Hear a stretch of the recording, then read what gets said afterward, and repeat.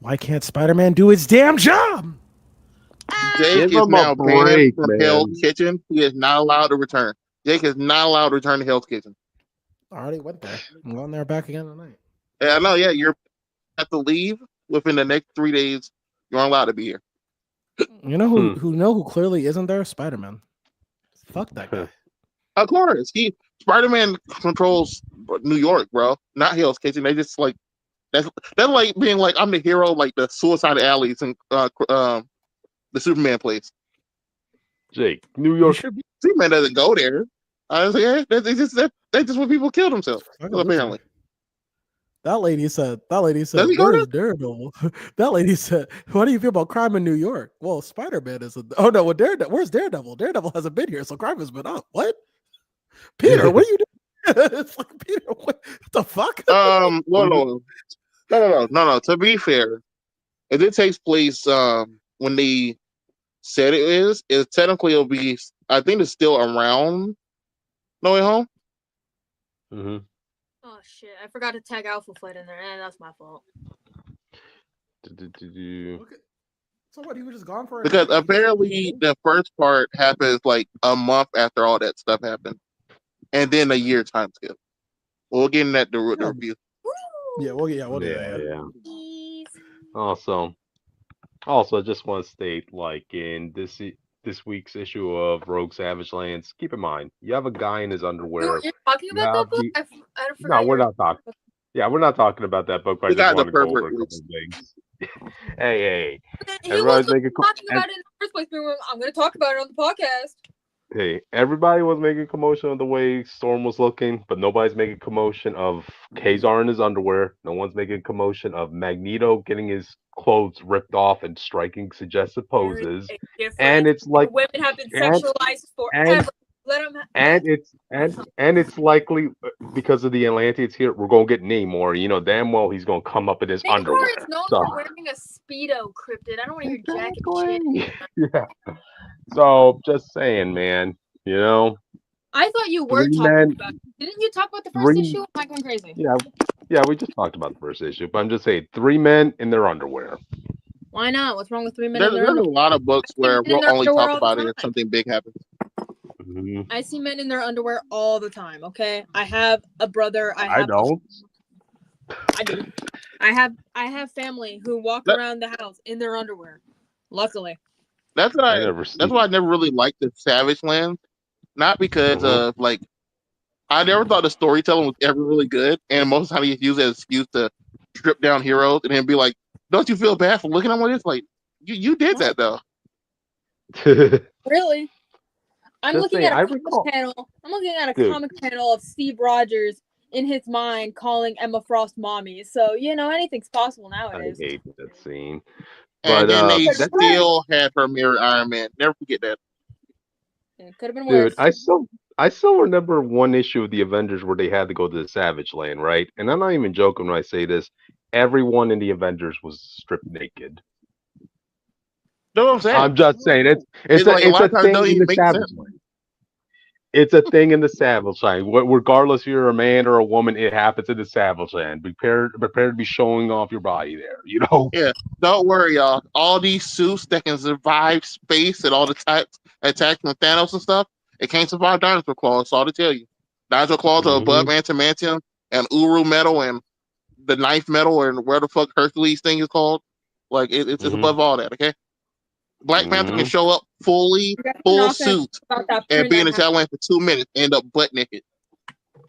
I have a very specific print on my wall that I'm not going to bring up because it goes into this exact conversation.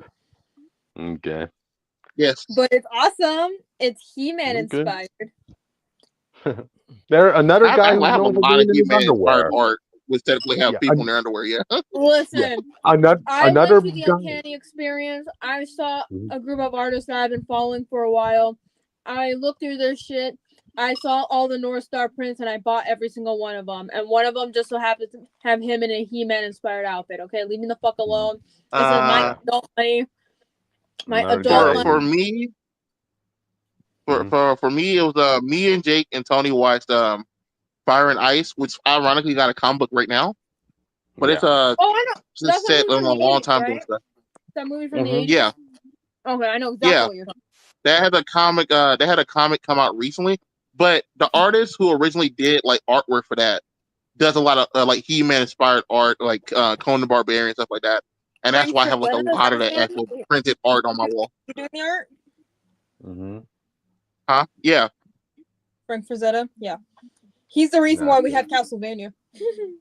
Gotcha. But Well, anyway. now owe this man another thing. But I have 5 photos of his on my wall. I love that. Cool. I think just them and Alex Ross. Whatever we want. Yeah. But anyway, how's it going, audience? Shit. Hey. Great, agreed. Actually, I had a really shitty day. My job fired me, and now I live on the streets. But I came here to look at your podcast. Thanks for asking. Hey, I broke into the library just to listen to your podcast. Thanks, and you know what, Jake? You're still considered. Jake, you're still considered making it better in life than Peter Parker is, man. How's that feel? Even on your worst day, you're doing better than Peter. No. Wait, hold on now. He has a little small apartment. Okay. We'll see. But all right then, you guys. Just want to get started. Yeah. Okay. Well, welcome to Comic Phanatic Live, the news and reviews of the week, audience. You're here, me, Cryptid Seeker 415, just sipping on my chocolate mint tea grown in America, audience. So there you you go. won't be in for the next 2 weeks. You'll be dead. That's right. We're kicking him out the country. So he comes back. He has to say formally from America. That's kind of a little racially charged, don't you think? Yeah. Yeah, me, the black man. Hey, I definitely made that reference. I didn't say that. I said he was going to be temporarily dead. Okay, that's what I said. Hey, audience, you guys want to see the Phanatic version of Soldier Boy getting back at Payback? Just come back in 2 weeks. Yeah. You know what, Cryptid? You're not getting that cover for the live. Wait, how do you know that? Wait. Time out. Did you watch The Boys? He watched the clip. He told you this that a long time ago. Oh, I saw the clip. Okay. Yeah, okay. So, all right. Yeah, he watched the clip after we kept talking about it like a few months ago. He's entertaining. I'll give you that, Jake. All right. So, yeah. He's just a boomer. Just a boomer, bro. Just do your intro, damn it. And it's me, Jake Tylenol. I'm here to ask the important questions like Spiderman, stop slacking off. Bullseye, why are you running? Why are you running? And he could barely do that. This was funny. That scene had me dying, bro. Like, what the fuck? Oh yeah, Jake. Just so you know, we're only doing episode 1. I only finished episode 1. I was halfway to episode 2. So, yeah. I tried. But intros. Bricky Wall, shit, Ace Comics or something. I am in Daredevil this episode. He stands on me, him and a villain. We also we're starting to ban vigilantes like Jake Tylenol from the city. So be prepared. I don't know if he'll be in the review next time. We'll see. Okay.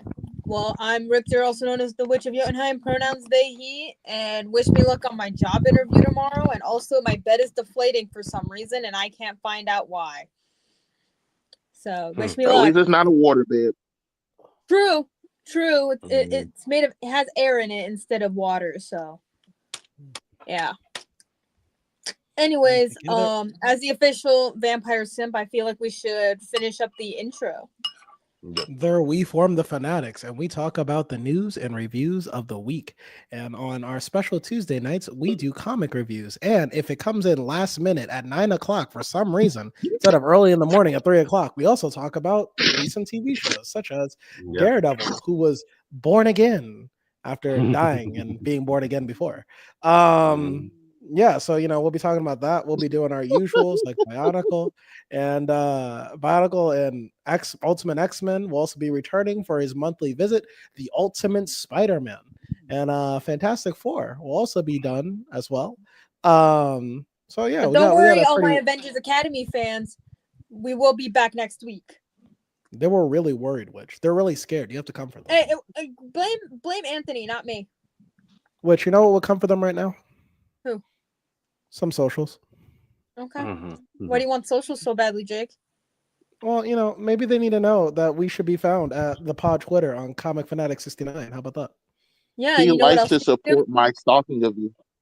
You know what else the audience should do? They should subscribe to the YouTube channel to get us to 100 subscribbles. Because why not? But if you don't want to follow the whole squad and you just want to follow me because you love my nasally ass voice and the sometimes art that I do or the random things I talk about, you can follow me on Twitter at Witch of Jotun with an E instead of a U. Too lazy to change it now. You can also follow me on TikTok, Instagram, and Twitch at witch_of_Jotunheim. Like I said, I do post on there sometimes. You could also follow me on Blue Sky and Tumblr, mostly on Tumblr though, at Northstar Aria. You can also follow me on Red Note / Xiao Hongshu at Witch of Jotun with a U instead of an E this time. And Austin, like he said earlier, he is in Daredevil Born Again for some reason. I don't know why, but he's there if you look hard enough. Like I said, Cryptid will be dead for the next 2 weeks, but don't worry, I'll bring him back later. He told me, and I quote, "I need a fucking break from you guys. You guys are insane." And Witch, you got to stop talking about Alpha Flight every 5 seconds. You're gonna give me an aneurysm. His words, not mine.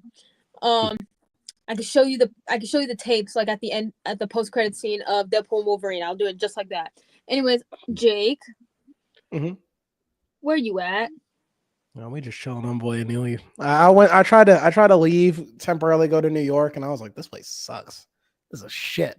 And Spider-Man doesn't do much. So I'm going back to Boy and Neely. I'm going back to that Matoran universe. Get that real good adventure. This is why you need the Punisher. And this is why he's been. They told me to watch Daredevil. They said it was the greatest superhero show on television. And I went over there and I saw that guy. I was like, listen, he ain't doing shit. He's just record being a lawyer. When me and Tony told him that, we met the first 3 seasons. Do not let him fool you. He's just the thing we gaslit this season. We told him to watch the first 3. He decided to watch this one. He's just being a lawyer and shit. I'm like, if I wanted to be a lawyer, let's save it for when we get to the discussion, man. All right. So intro. He's just joking though. He can get it out now. Intros and social done, guys. To my knowledge, I forgot. Commissions are still open, so feel free to hit me up. I forgot to mention that earlier. I will introduce the first topic, and I have 2 things to say. First, Daredevil Born Again, episode 1. The second thing I have to say is, like Wish said, Cryptid, I have you know I'm not insane. I'm just a wall. And I'm just a witch. I just want to make that clear. Gotcha. And just like Daredevil was born again, the reason I'm in this season is because I was reformed again. Okay.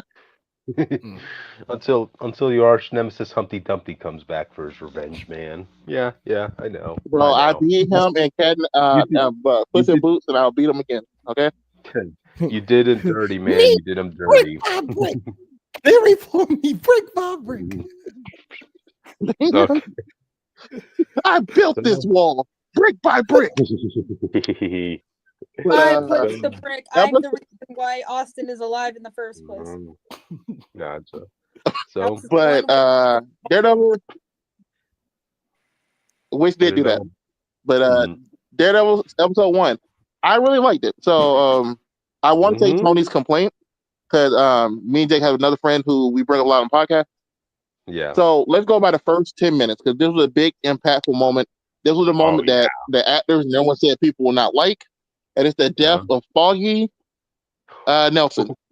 Who in the comics has not died. And usually it's Karen, but they decided to take out your boy. Do you guys really need to know why they had to kill Foggy off? Because he was close to retirement. No, it's because they needed to replace him with Kristen. There, I said it. To be fair, no. To be fair, no. Because technically, you could have just did that the same thing with Karen. Yeah. All 3 of them still could have worked the firm. And then she also takes her place as the lover in the season. So it's like, why do you keep putting her alive if not Foggy? Foggy could easily just took a step back. I think He did Karen it in just the other leaves. season. Karen So leaves the Exactly. show. So it's like, this could just kill Karen, her. In because conclusion, they're like justice for they don't Froggy. want to they don't want to refrigerate Karen. That's why they didn't do her iconic moment from the comics in which she gets That's killed. possible. Yeah, That's highly possible. No. I can believe that. I get that, but they already faked it out. And then the same dude who did it came back and said, hello, Karen, again. No, He did the I love same that scene. scene. I love that scene because like Bullseye comes in and like he shoots Foggy, like boom, dead. And then like two other people run out the room, shoots them, boom, dead. He sees Karen and instead of shooting, he's like, "Hey, Karen, what's up?"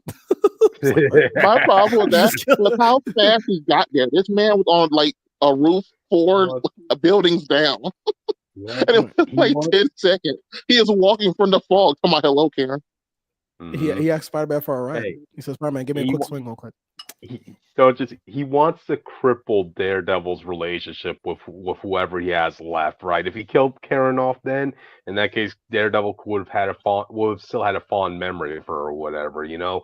But now that she's alive, things are going to be like tense between the two, you know. That fight was That's why I would have did Foggy. And that's why I would have did. I think that's why the best thing he could have did was Foggy to also try to hurt his, lawyer side of the business. I'm sure he didn't expect Matt to bounce back as much as he did. Like, I get why Foggy. But it's like, bro, come on, why Foggy? Hashtag I like, justice how, for I like Froggy. how that whole fight was like they fought for a little bit, and then at some point, Bullseye just goes like, "Damn, just leave me alone. It's not that serious, bro. Like, please."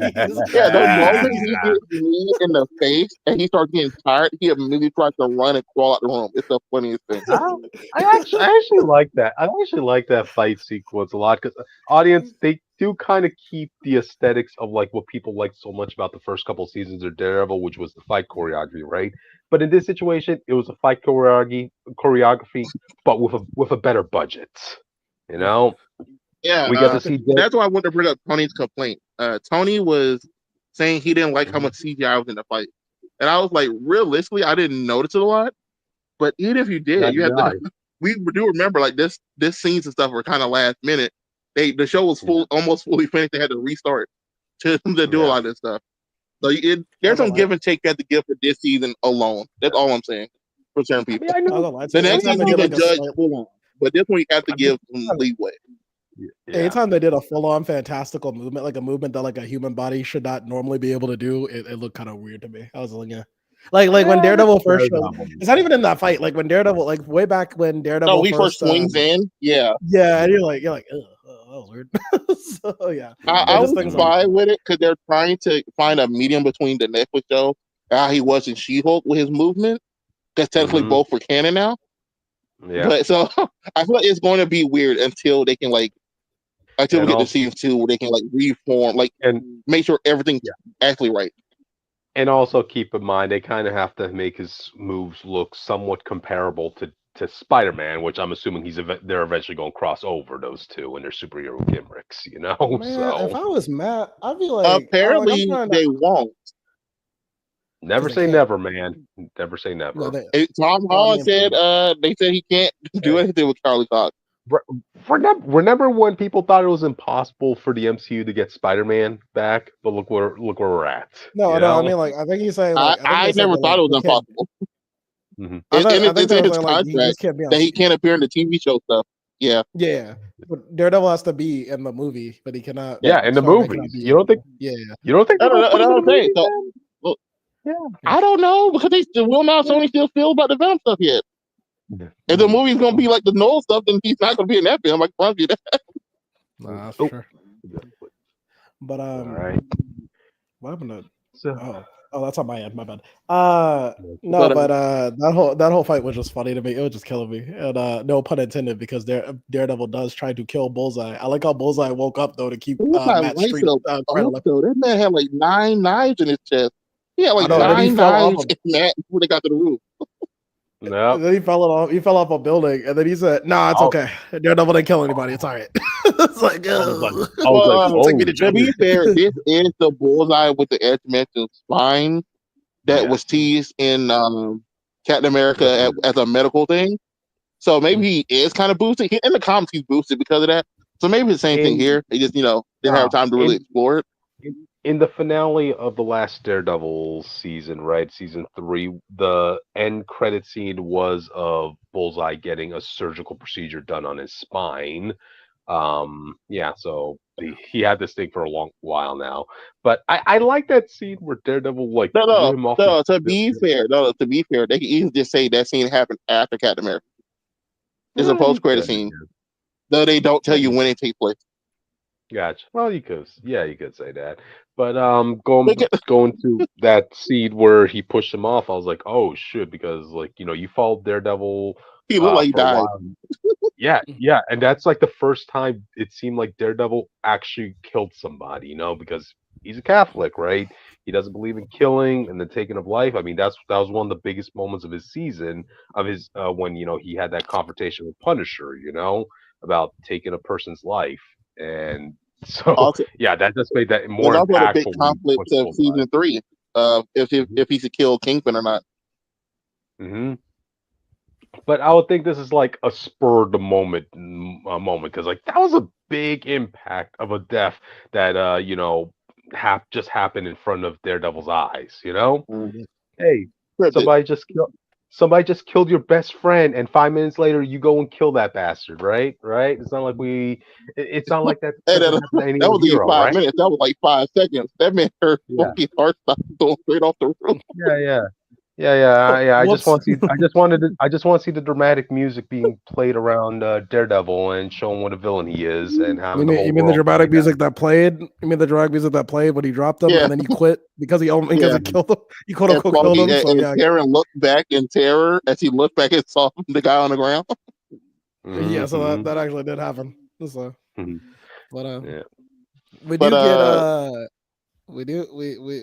get Matt being a lawyer for the whole episode, and then we get the reveal that without Daredevil, crime across the city has gone worse. Because our question was, how do you feel about crime in New York? Don't you dare discredit the fact that White Tiger's out there giving a good fight. We saw a clip of him. He's doing the job. He's just not as good. Listen, I don't have the expectations for him, but when it's Spider-Man, I'm like, what are you doing, bro? You have nothing to do. Bro, White Tiger got it, man. Damn, I really don't want to spoil what happened in the second episode of White Tiger, but all right. I watched halfway into that. B and Jake already assuming something bad happens to him, so we'll say that for next week. Okay. It's very clear coded that something's going to happen to this guy. Oh yeah. If I was in Spider-Man's case, come on, dude. He's probably busy working on a job to pay rent. He can't be everywhere. I have a whole city to worry about. I can't worry about 9 blocks of Hell's Kitchen, okay? Daredevil can handle that. I'm saying I'm saying as far as Marvel, what we know about Spider-Man 4, it seems like Peter just been nonstop Spider-Man. That's his problem right now. So it's just just because you're Jake, just because you're nonstop Spider-Man doesn't mean you're going to stop every crime that's going around in the city at once. Yeah, I'm just saying, make a difference. No. Remember when he turbocharged his spider sense? No. What he means is Delay's actively saying that crime across all of New York is higher. Despite Peter spending all his time doing Spider-Man. So it feels weird to think that he's actively always there. Trying to stop a crime, and the rate is still surpassing what he's doing. It was so bad. She goes, "But where's Daredevil, though?" And I'm like, "All right, I know he does stuff." It's like, that man that covers 9 blocks has a bigger impact on the whole city of crime than Spider-Man. Okay, let's put it this way: Spider-Man deals with the Scorpions, the Doc Ocks, the superpower beings, and Daredevil's dealing with the little street level crimes, the guys with the handguns or the knives and that stuff. Don't you wish you had your street level defenders now, people? You should have watched that show. No, I wish we had the Punisher. Yeah, I said I wish we had the Punisher. No, all right. Look, I get that he deals with the big threat, but they aren't there all the time. They're only there whenever we see a movie. You know what I mean? This is the friendly neighborhood Spider-Man. He's not just dealing with a big threat, bro. Where's the person actor that he stopped last week, bro? I seen it at Homecoming. it's just the idea that she would call on Daredevil for strength. It's like, okay, maybe I guess if she just said Hell's Kitchen, where's Daredevil? It's like, right. Well, I would, I would think Daredevil. It's like standing outside of like Avengers Tower and be like, damn, bro, where's Ant-Man? Like, no, what? Yeah. All for Iron Man or somebody. You're outside the door. I would think Daredevil had a longer career in the public than someone like Spider-Man. You know? I suppose, but it's just like, he just has a bit across New York. It's just technically, he does, but in the sense of citywide thing, you're probably going to ask for the hero that covers the citywide stuff, not the 9 blocks of one town. Yeah, it's just weird dialogue that makes Spider-Man and like look bad to me. But outside of that, it's like this whatever. It's just like what's he doing? But I don't know. But then we have like some good character build up with Matt. I like how they establish he's not just like a brooding guy. Like he's a guy with like wants and needs. Like he wants to get that ass, bro. Like he wants a lady, bro. Like, this woman is his most premier love interest after Karen, I believe. She lasts the longest, Worm Chin, I believe. The therapist? The therapist? Yeah, after Karen passed away, I think this is the longest relationship he had in comics, other than Black Widow. Oh, good for him. Good for him. Yeah, I mean, hey, Daredevil has another gal audience. Go for it, you know? So at least he's not pouring himself out again. Okay, that's all I care about. Yeah. Don't want to see that. Listen, he was begging. He was begging. What's her name? Kirsten, whatever her name is. His other girlfriend. Yeah, he was begging her to stay. He's like, please, just 5 minutes. Just give me 5 minutes, please. Just talk to me. Give me time to rizz you up, baby. Oh, you mean Karen? Karen, yeah, Karen. Karen. Yeah, when she left. Like, yeah, no, I thought that was weird. She was like, bro, you've been ignoring me for months. And then the moment I told you, like, please don't leave me. Like, bro, I wasn't trying to. You stopped talking to me. Dude, you want to hook up with me in the courthouse after a trial? Seriously? Like, I put the killer of our friend away and I have sex with me as a celebration. That's all I ask. Oh my god, that was funny. I also like how they established how kind of like busted Daredevil's powers are, where he can like hear a conversation like city blocks away. I'm like, yo, what the fuck does that in that chemical, bro? We need to mass produce that. Okay. Like, what the? I saw a joke about that yesterday, where people were on TikTok was talking about how being a villain in Daredevil's part of the town must be scary because he will hear something like 9 blocks away. It take like an hour to get you, and you 100% forgot what you said by the time you start beating shit out of you about it. It's like, what the fuck? But yeah, so I mean, like this episode does a great job reestablishing Daredevil's powers for people who haven't watched Daredevil season 1 through 3, such as myself. You kind of get the gist of I mean, like if you know who Kingpin is, you kind of get the gist that these two have had history. I like how like they like I do like how like Kingpin's like, damn, like I really like this Matt guy, but like also fuck him. Like I want to beat the show. Like, so, it's like they earn each other respect. So they're both like, bro, we're both truly not gonna be that guy. We should have no problem. Yeah, you know. And I like how like this was a confrontation between Matt and Wilson, not like, you know, Kingpin and Daredevil. You know, they're nemesis to each other regardless of what persona they're coming in as. You know, so yes, yeah. But at the end of the day, speaking of that, how do you feel about his wife, Jake? This is your first scene with her, right? I mean, I saw a clip of her in season 3, but I like she already seems because she's kind of like, listen, Fisk, I got one more of these in me, and the next time you kind of wild out, I'm kind of out of here. Like I ain't gonna lie to you. I like to say this about Vanessa, right? This shouldn't have been a surprise to me because, like, you know, in the first couple of seasons of Daredevil, right, she was up in arms with Fisk, right? You know, she accepts what he does in the background, right? But you would think, like, after a couple years being married to the business and that stuff, she's going to have to start making some moves of her own in this world Kingpin built, you know? It feels like she's drifting away. If you remember season 3, she was already starting to make moves in her own way, try to manipulate the business and Fisk. Yep. It feels like she's trying to drift away from him. Like she's like, listen, like even when he comes in, he's like, listen, I worked hard to bulletproof this shit, bro. Like, please, like, like don't fuck this up. That's why I like, because it explained why she wasn't in Echo that other show.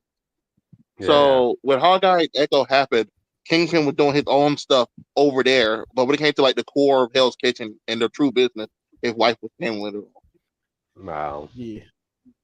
She's like, I'm the one holding the pants in this relationship now, you know. So well, now I'm the mayor. So what about that? I'm gonna make that sound good and everything. So also we have no more vigilantes allowed in New York. So that explains why Spider-Man isn't in the game. There you go. We read about the story. To be fair, I think that's kind of funny that we went from they had a whole law about it, and then that law was the result according to She-Hulk. And like the new mayor comes in, like, man, fuck them dudes. We're not doing that again. Fisk is bringing that back, man. What can you say? You know. Oh, wait, this town cares so much about the mayor election, bro. No American city I know gives a shit about their mayor, bro. Well, Jake, to be fair, some of the people there actually did say, "I don't care about the election," but if Wilson Fisk got something. Yes, you know. I did like how they stuck in some Trump parallels in there too, but without like turning Fisk into Trump, which I thought was actually pretty cool. I even like how Matt was like, well, but here's why also low-key doesn't work for me too, because it's like Matt has this line where he's like, man, if they vote for Fisk, whatever, New York deserves it. I'm like, well, I mean, from the outside perspective, I don't know how much the people know about Fisk. I mean, I know. Jake, they know everything. They know everything. Oh, okay. Matt got this man in prison in season 1, and in season 3, when he was out, he manipulated the FBI, cops, and all that released up. They know everything about this. Oh well, they're mine. Yeah, fuck them. Whatever. That is a yeah. One of the guys when they're talking that scene where they're talking about people being excited and stuff, he added his, bro. What are y'all talking about? This guy's a crook. They know he's crooked. They just don't care. Same with our president. I'm just saying. Even that whole famous scene of Kingpin smashing that guy's head with a car door is now being stated as a rumor to the public. That's what I was like. So that's why I wasn't. That's why I wasn't sure like what was known and what wasn't, because they said that as if like I heard he crushed a man's head with it. So I was like, oh, I guess not everything was revealed. That was a rumor because no one actually saw that. That was a privacy thing, but it was spoke of in the courtroom. Yeah. Okay. But yeah, but I did like. But people don't even manipulate the FBI, so they full on know about that. That was very public in that season. Dude, that was insane, audience, when Fisk went to jail and he was in held custody by the FBI. But then what does Fisk do? He converts the FBI into being his hired henchman. I'm like, God dang, wow. I think my only problem with the Fisk plotline is that like him being mayor, either I don't know, put that in a different show or like the electoral race or like drag it out more, because it seemed like really quick. Like, I was like, all right, and by the time he gets in the race, you're like, okay, he's gonna be a mayor. Yeah, I didn't like that. I thought it was like a full season thing. That nigga did it in an hour.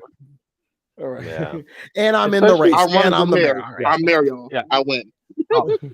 Especially since it's already been confirmed this is getting season 2 too. You know, so man, they have time. That's what I brought with Tony. I was like, Bullseye killed Foggy. I feel like that would have been like a whole season of itself. But then we got there's been a whole plot of season getting back at Bullseye, but he immediately gets pissed away and Fitz immediately becomes mayor, and then we know of like Muse and them going to come in soon. It's like, God damn, bro, he is moving through this plot. We still gotta remember Foggy and Bullseye, and I think Karen were brought in here at the last minute during the reshoot. So I'm pretty sure the actors were like, okay, we don't have time to do a full season, so just bring us here for a week and we'll film our shots there. You know. Well, I have a solution for dealing with Bullseye. I didn't hear most of your conversation, but I have a solution for dealing with Bullseye. You want to know what it is? What is it? So you call a guy named Akihiro. Oh. Everything will be just fine afterwards. Trust me. I'll trust you. We already dealt with him. We throw him off the roof. Okay.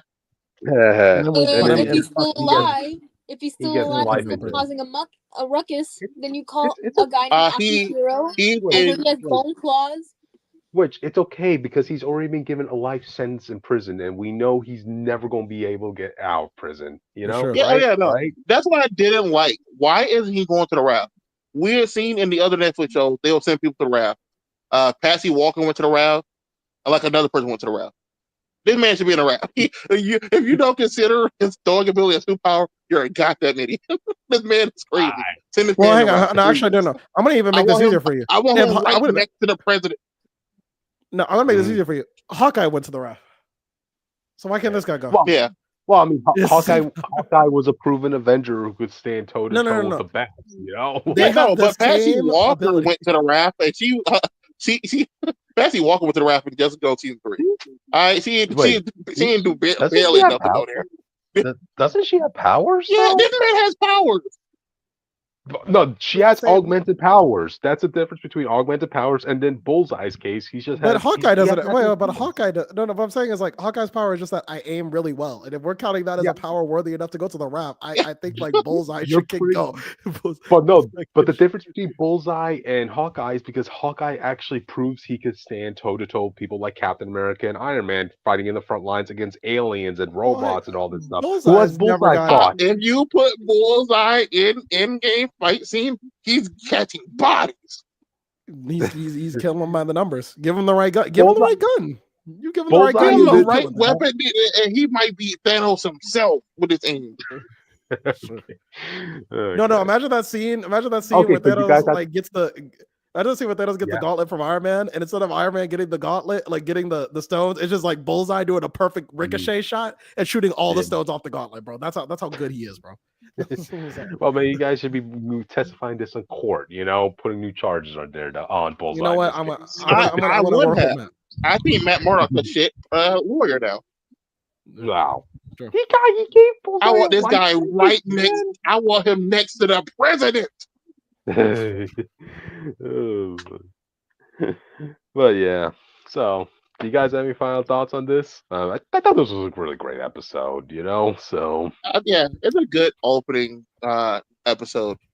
I'm glad they gave us 2. I think that's for the best. I'm Well, not. that's for like people already know Daredevil, yeah, but happy I ain't with watched it yet. So I can talk that later.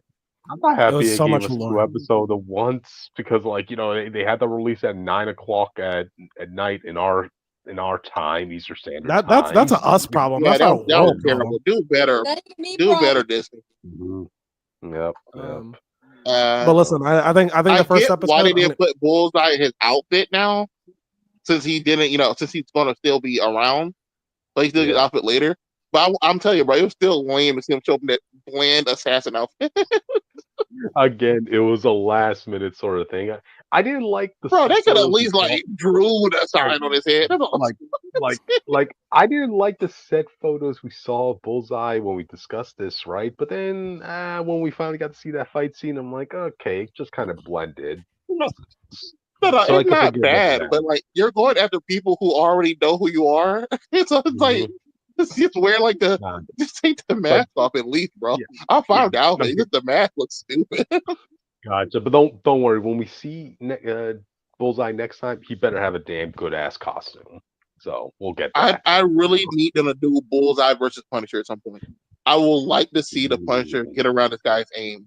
Both of them have guns and find a way to kill Bullseye. I'll love to see that on live. I need to see this guy have a deck of cards, man. That's all I need to see. So they should bring. Then Yeah. call a They should guy bring named Akihiro. I'm just saying he'll solve all your problems.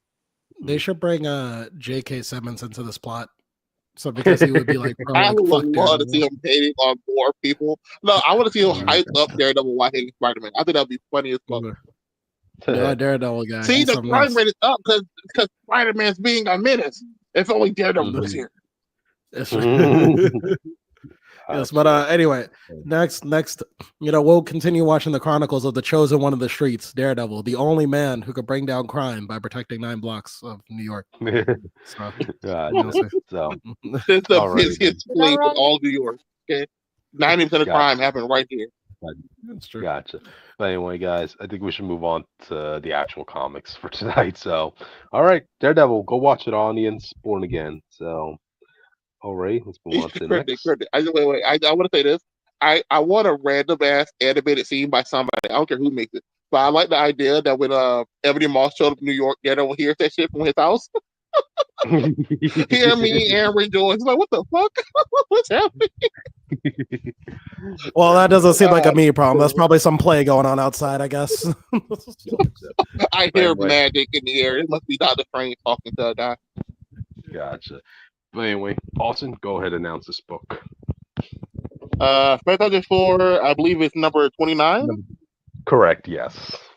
Oh, but we're in the One World Under Doom event, which is pretty good. I don't remember my pictures. Go to the next one. Let's see what it is. Okay. I got the next picture. There you go. No, I did them right. So as you see Doom standing tall, I didn't realize this. So if you look at Doom's cloak, he put the Doctor Strange symbol on his outfit. I didn't realize he did that before. yeah, might as well, right? That's a symbol you recognize from Doctor Strange's outfit, the blue one he usually wears. I don't know what it is. I don't know what it's supposed to be a symbol of, though. But anyone who don't know, Doom took over the world in Blood Hunt. He's using magic to basically make people submit, which isn't his first time doing this, funny enough. But Doom basically ended everything forcefully. Me and Critic have been on record talking about this, how when it comes to comic books and universes, there's never going to be peace unless you take away free will. And Doom said, bet, and he did it. But this page just exists to show you like the status quo in case you missed a book or something. He's a towering man. We cut to the kids, Sue and Ben getting the kids ready to leave and stuff. But Cryptid, I didn't take this picture, but I want you to know I was so confused because the artist who drew this part, I don't know if it's the same casual artist we used to have. He drew them kids small as shit. Who are you talking about? They were like toddlers. Weird in comics. Wait, who are you talking about? Ben's kids? All of them. Like Valeria is smaller than Ben's kid in the picture I'm looking at. Are we really talking about height, inaccurate heights in comic books now? I have thoughts on inaccurate heights on comics. With these kids specifically, yes. Because they went from being teenagers looking like toddlers, like Trunks and Goten from Dragon Ball Z problem. Well, maybe it's a pin particle experiment gone wrong. I mean, they are in high school after all, so yeah. Think about that. You know what? I'll let it slide. You're right. I'll let it slide. So this issue apparently is called the Dream Team because Sue was here. I mean, because Jen Walters is here, and I was like, bro, Dream Team, where's Spider-Man? They have to live up to the comic book cover, man, and everybody likes She-Hulk in the comics, you know. So yeah. Because this is people don't remember She-Hulk went through a period where people didn't like her in comics, but she made a full bounce back on her last run. I believe people didn't really buy it, but anyone who bought it like She-Hulk back. People just didn't like the gray Hulk after Civil War II when she was entering that bulked up phase. So yeah. I didn't like it because every other writer tried to make some type of weird statement with it besides the main writer, and I was very confused. Yeah. But Jen is back to being good old Jen that everybody likes. So yeah. She gets her moment talking to Sue and Ben. People don't remember She-Hulk was the first member to ever replace a Fantastic Four member, I think, outside of Herbie. Yep. So this is a big, long time friendship team up. Technically, even more than Spider-Man. Spider-Man just met them before, I believe. He met her in his first issue. But that's about it. They're all catching up. They haven't seen Jen in a while. They're talking about how people treat people now, how people treat vampires. Because remember, Blood Hunt happened, and people are scared out of their mind for vampires. Go to that picture. Okay, that's one thing I really want to talk about. Allegory time, audience. Allegory time. Go ahead and go off. Okay, so I might as well go off. Okay, so basically the writer out of nowhere decides, you know what? Let's make these vampires, a whole group of people who are known to devour the flesh of human beings. Yeah, me, you, audience, everybody in this chat room, we're considered cattle were considered the food of vampires, right? Let's just make them an oppressed minority here. Like, what? To What? be fair, a lot of the vampires they are dealing with in this book are people who were forcibly turned during Blood Hunt and not natural born Look, vampires. But I do agree the allegory is very messed up to use in that this is situation. stupid. That is stupid, especially after what happened in Blood Hunt, which is actually considered one of Marvel's most bloodiest events. You know? No puns Yeah. intended. Yeah, yeah. The whole People world. also don't remember Blood Hunt made it so all vampires can live in the sun. And now they Yes, also, if they drink the blood of a mutant, they literally get that power. The yes, vampires are more dangerous than they've ever been in the history yeah. of time. Yeah, and I still remember like a couple issues back in this run, right? You had like this one moment where you had a group of humans like antagonizing some vampires walking across the street, and I'm like, I get the writers trying to say that's like maybe racial tension going on, but again, this is after Blood Hunt, dude. The whole world got Yeah. invaded. Vampires took out the sun, dude. Like, come on. Okay, Yes, and a vampire would vampires be fight for scared. the sun, apparently, according to you guys. Yeah, but he didn't have monsters coming out and killing everybody and feeding Have them you and seen his taking them to a eyeballs? human meat Have you seen what market. he can do with his eyeballs? Shit, we So should you can be. do what? Wait, His what? eyeballs, he's able to stretch his eyeballs and make them look fucking creepy as hell. Never do that again, And Remus. that doesn't mean that sounds scary as a monster that wants to come and That's eat Oh, you. scary. wait, wait. To be That is fair, scary. to Think about be that in a real fair, life which context. Yeah. I actually love when he does that weird stuff because it looked like Reed had the Yeah. inner capability to stand normally, and he's always doing Yeah. something He's weird. Yeah. autistic. He You can't And help it, you Austin. I think it okay, yeah. adds to the unknowing horror of the Fantastic Four when you just meet them Yep. for the first time. Yeah. You know what Reed Well, was I doing with would his love a horror comic of the Fantastic Four. Now that you brought that Mhm. to my mind, thank you. Gotcha. We got that kinda of Mhm. Fantastic Four Road Trip. It was like a body horror book. Mhm. Send me the name of that. I want to look into that because I read Just want Submariner of the Depths and it was great. to say, you know Okay. what Reed Richards was doing with his powers during Blood Hunt? He was protecting a whole group of people No, who vampires wanted to eat during Blood Hunt. He was so getting did a lot bit of people. up by hmm vampires for people. hmm He stretched his limit to save people. Yes. Yes. Yep. So did a lot of people. And They and ain't special. They and like literally no one else could stretch their limit like Reed did. That yes. literally his one power. And I'm just like wanted to bring this up. Like in this book, the writer goes out of his way to have like a whole group of mobs, like attacking poor innocent vampires because apparently everybody in this mob is a bigot, even though they were in threat of being eaten by these vampires. What last month? Yeah. Like, come on. I went First back of to all, check cryptid. it. It A was lot not of last these month. It was almost a year ago. By the way, I feel like I need to preface this. Still, that was in a global tragedy. the sense of the comic, they say it was not that long ago. Because Yeah. Doom's only been Source Supreme. I think they said 3 to 6 months. So at Mm-hmm. least it was half a year. Because he's the Gotcha. one who stopped it. And plus, I don't think But every single vampire was involved in blood hunt in some way. Just I just want to bring this up. Like, if I see an adult vampire, right, there's no way you could convince me that adult vampire has not eaten another person in their lifetime. Come on, you really want me? You want me to believe that? actually, which states to Moon Knight, we know 99% of vampires were involved, besides the ones that were with Moon Knight, according to him. Wait, what did you say? Sorry. And in the Moon Knight book that was coming out around the same time, Moon Knight's been working with vampires. And according to him and his people that were with him, 99% of vampires were living in that vampire nation where Blade got taken, and all of them were involved. Like everybody but Dracula and like 4 of the people.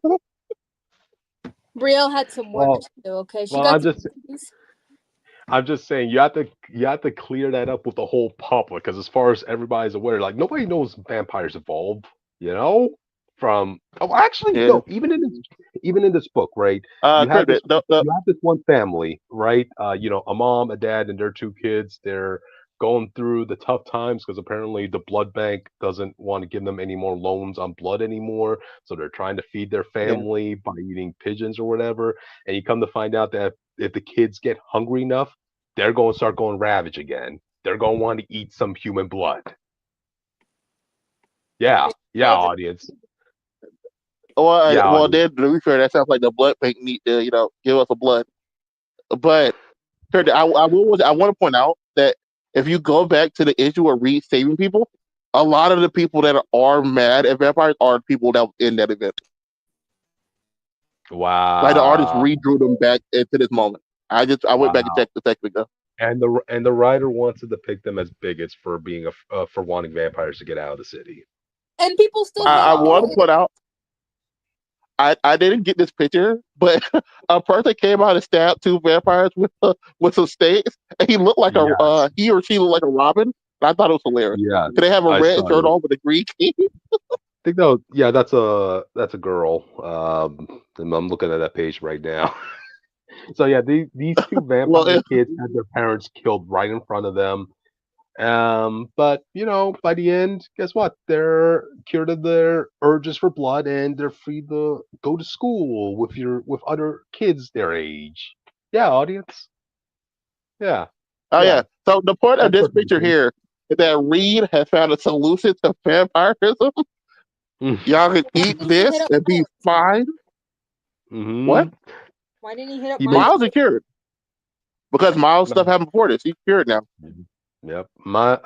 Reed invented a protein bar for vampires.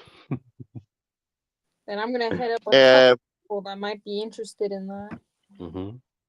It helped these kids out. Ben connects with these kids. He's holding them and all that other stuff. Ben's things. Yeah. We get it's really cool because you see, like, Ben has to hold the kids back when they go on Ravage, them and She-Hulk. Before this page. Yeah, because they're literally the only ones who will be safe around these 2 vampire kids, audience. And so depending on how big this situation is, how many of them around, it could start a whole other bloodhead by accident. Yeah. But Reed figured this thing out. He got it. He saved the day.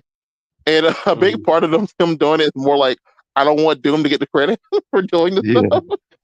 Doom already doing all this propaganda and stuff. We got to start fighting them back in different ways. Funny enough, they were trying to pull a president allegory and have Dr. Doom say, we got to get rid of this specific class of people, being the vampires, because they represent a threat to our society, this and that, Oh, you can make that an allegory for a lot of things, Cryptid. Have you thought about that? Oh, just wait till you see the last page, which... So. I'm not seeing the last page. It's fine. It's fine, but, like, it's hard to be like, well, this is an allegory for something when the situation is an actual threat as well, though. Exactly. Again, we are the food for these vampires, audience. So, yeah. Long story short, the we cut back to them taking care of their kids again and send them off to school, only to look across the street and see this photo. the Doom propaganda house. I wonder what that's an allegory of, audience. I don't know. All the flags, all the signs. You might as well have this family be wearing a green hat with certain letters on it. Yeah, wait. Wasn't this writer trying to state that Doom is the one who's making a perfect world in his reign? Yep. Yeah. I'm getting mixed signals here. So, all right. Remember how dialogue was funny though? Mm-hmm.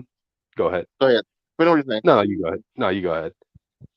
But they were talking about how Dr. Doom worked so hard to make people only think he was Dr. Doom, but he's really just some guy named Victor. And you could almost believe that he's just Dr. Doom. Like, it's a beautiful dream, but dreams don't last forever. That's when they cut to this panel. Because everyone's casually buying into Dr. Doom's bullshit, then, like, what happens then? I still want to know why he didn't do the heroes with the same magic. Maybe because Doctor Strange obviously wouldn't be affected. He would just like do something else about it. But I don't know. Mm-hmm. But Gotcha. that's the end of the book. We cut with that propaganda. And See, you know, next issue though, Doom shows up. It's smacked the rocks out of Ben. So that would be kind of funny. Oh yeah. You know, I've been liking this run for the majority of its existence, minus that whole creepy Johnny and Pokemon shipping thing. But this right here, Leave that animal thing alone. okay. I'm glad you called it an animal thing, Austin. But love cryptid. If a guy that can turn into flames wants to fall in love with a weird alien thing, then let him. It's consensual. Not a bestiality sort of guy. I guess it's only weird because it's Johnny, and Johnny has been so vanity-wise when it comes to dating. Yeah. Yes. But going back to this issue, right? I know he's writing an event. This the whole One World Under Doom is written by the same writer of this book, Ryan North. I was kind of expecting that his Fantastic Four book would be the biggest tie-in to the Doctor Doom event, but no, it just doesn't really seem to look like it's going to pay off anything within the main event. Is what I'm trying to say. It kind of seemed like the writer just really wanted to make an allegory out of these vampires, a political one, as opposed to actually something to tie into the event.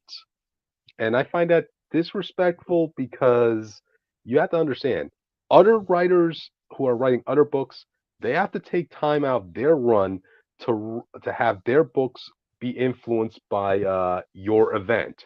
And here you are having your own book, and you're pretty much like saying, "Yeah, my book really won't have much to do with the actual main event itself." So you can't say that when the next issue has a lot to do with the event.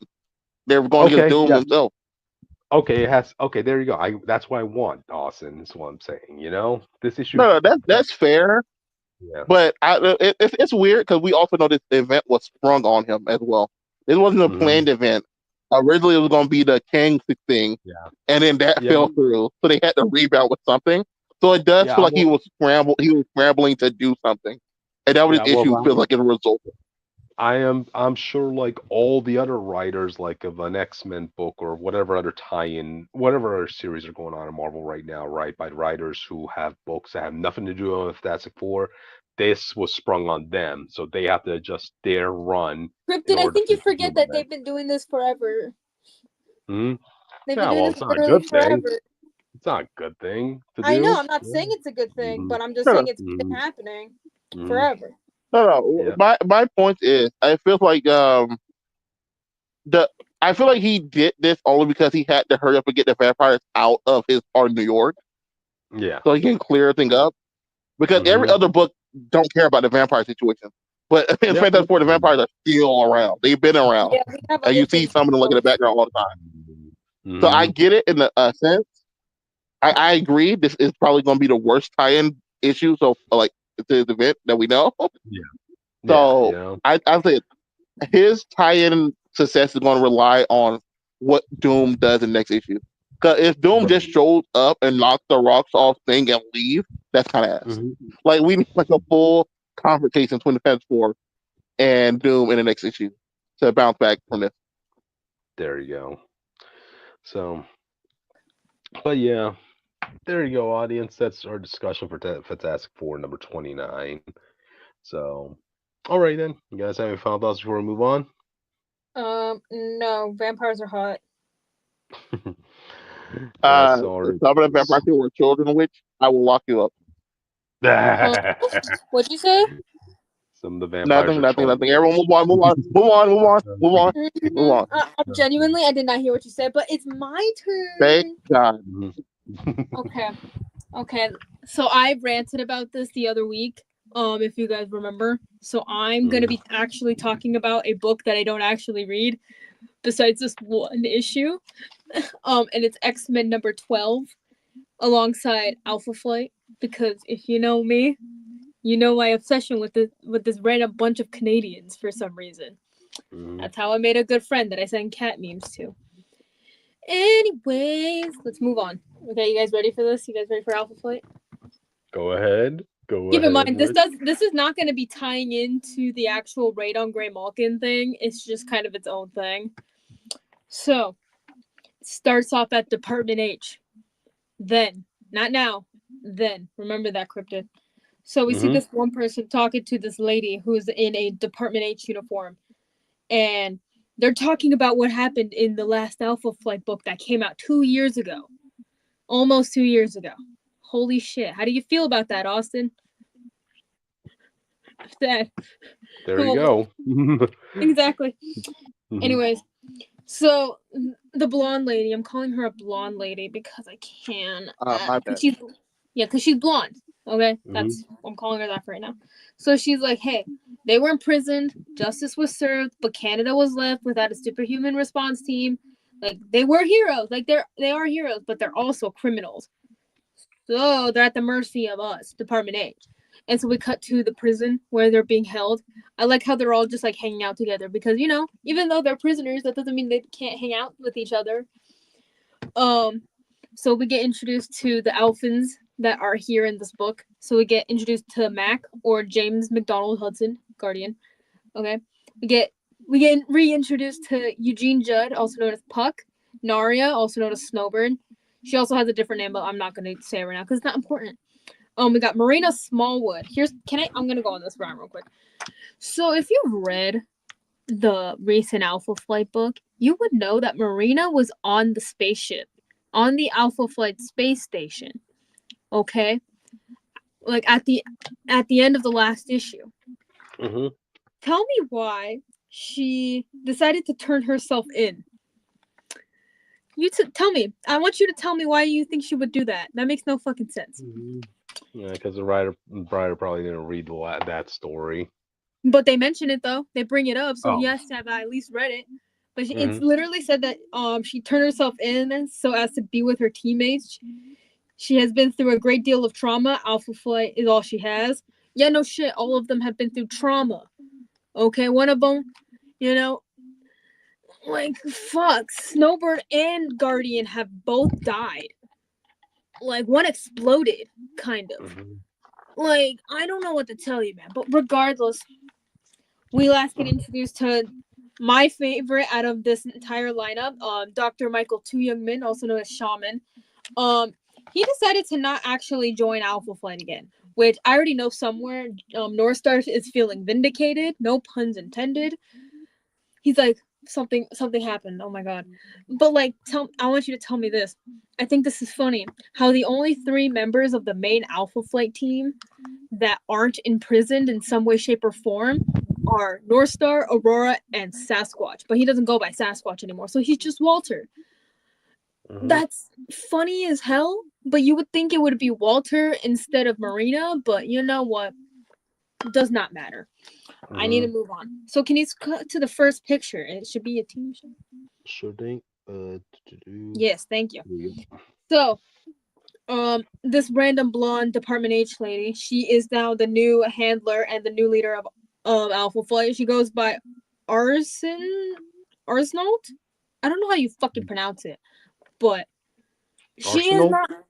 I don't know, but she's gonna be blonde Department H lady until I get a human name out of her, because yeah.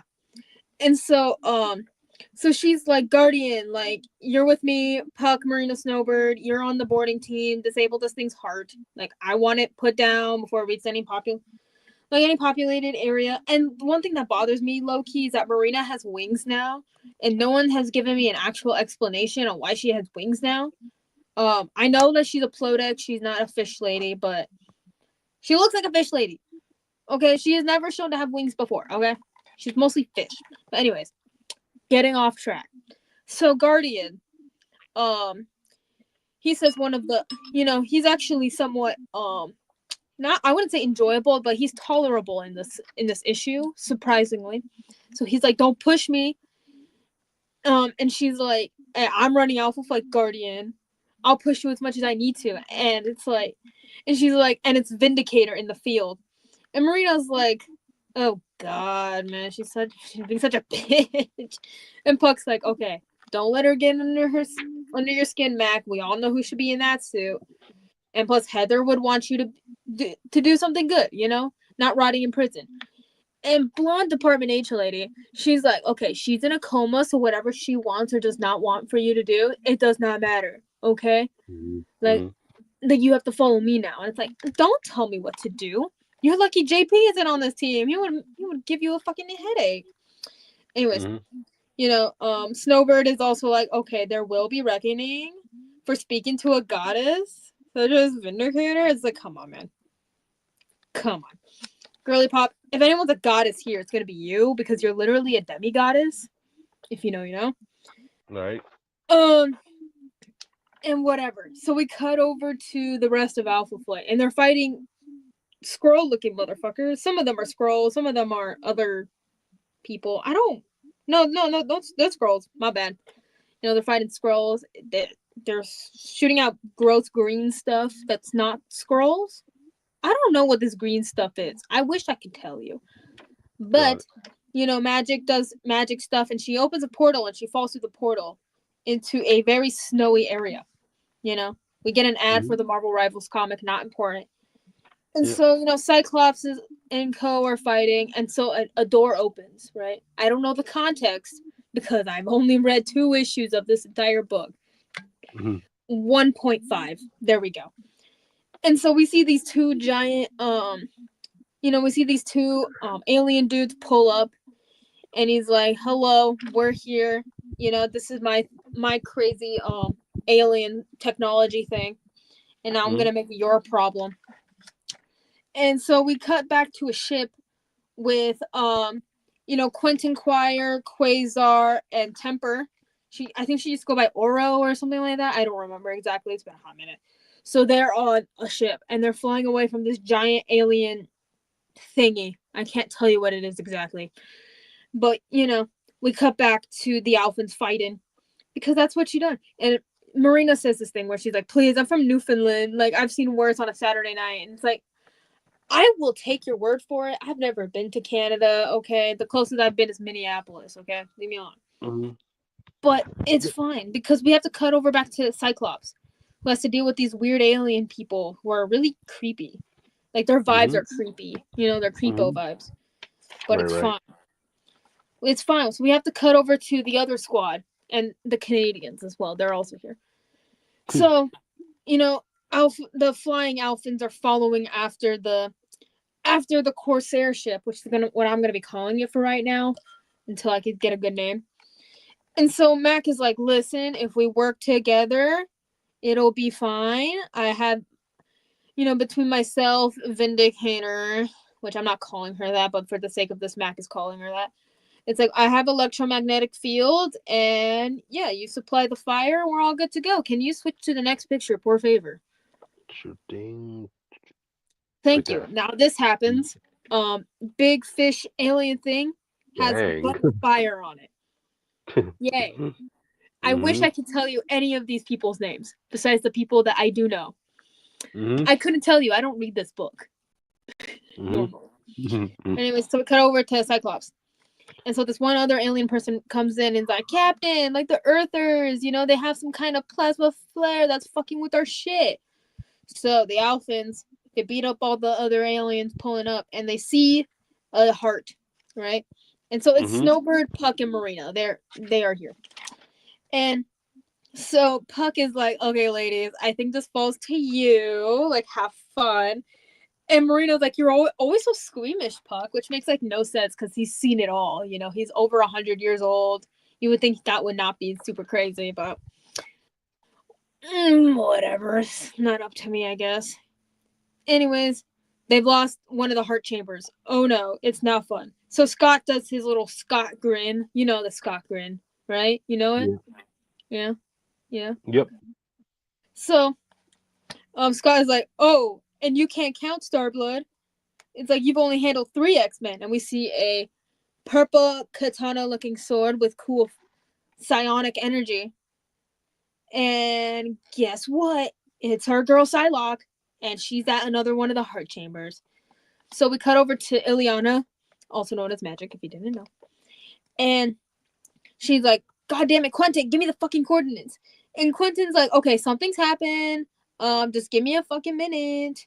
Like, we had to deal with some of the others and some Canadians. And Magic's like, Canadians? What? But don't worry.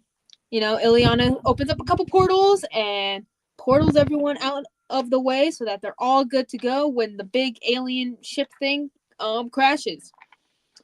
And we get a cool team shot. After some of, like, the commander guy and the captain guy and the other big guy, I don't know their names, I'm sorry, I'm too lazy to learn their names. They pull up and they're like, this dirty little planet, always a disaster.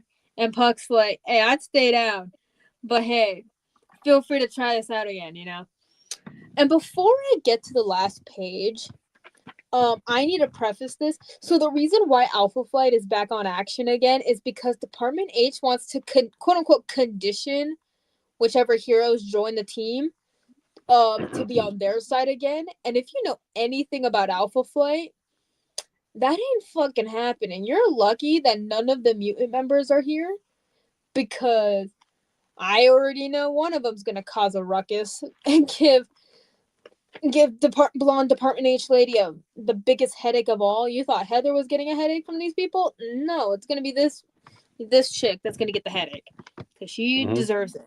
This is not my vindicator, okay? This is not my vindicator. This is not my leader of Alpha Flight. Trust. I don't like her. And fun fact, last issue 11 of this book, was her first appearance. Don't test me. Don't test my patience. Okay, Cryptid? You hear that? Right. Tell this blonde Department H lady to not test my patience. We all know who the real leaders of Alpha Flight are. Not her. Exactly. There you go. Anyways, can you switch to the last picture? Yes. Thank you. So we cut to later. We see some of, we're dealing with the aftermath of all of this, and we see Mac and Scott talking. And so Scott is like, hey, you stood up for us and you paid a big price for it. If you need us to get you out of here, like, you can always call us. We're always down. And Mac is like, no. And we made our choice. We knew what it meant. What it could have meant, But hey, we're going to show them that they were wrong and they're little bitch asses. That's my words, not his. And you know what? Right. As a fugitive, I'm nothing. But as Guardian, as Alpha Flight, I'm a symbol. We all are. Like, we shame them with every life we save. I'll be free soon enough, Scott, And it's like, you know what? You were insufferable in this book, Mac. I will give you that. But I still don't like you. You freaking grooming pedo. Okay, who also is a bitch. You should have stayed dead. If it was up to me, you would have still been dead. But that's just me. Anyways, so Scott gets interrupted by Hank McCoy, if you didn't remember. And Scott's like, what is it, Hank? And so we get this last panel, as you can see on the bottom, being like, oh yeah, it's Charles Scott, Professor Xavier. He's escaped. He does. Professor X does show up in NYX, where Prodigy calls him out big time, and I thought that was really funny. But I'm not talking about NYX because I actually haven't really been liking it as much as I wanted to, so we're not talking about it. But that's where the issue ends. I don't know when we're gonna see Alpha Flight again. I make no promises. But good to know that they're still here. I can't confirm or deny that these guys aren't Skrulls. But yeah. Fuck that blonde Department H lady. You are not my vindicator. Hashtag not my vindicator. We got to start that on Twitter, guys. Gotcha. And yeah, I hope we get to see Michael again, because I love him. He needs to. Honestly, if he would be the only one to actually fully escape without having to deal with Alpha Flight stuff, I will be down. But for now, we must wait, because we're not going to get another Alpha Flight book for another few years. So stay tuned. Gotcha. Stay tuned. Yeah, this also won't be the last time we see Xavier popping up in one of our books tonight, audience. So yeah, Raid on Grey Malkin is happening soon, so it's happening like right now. Gotcha. So, alrighty then. I guess with that, we should move on to the next book.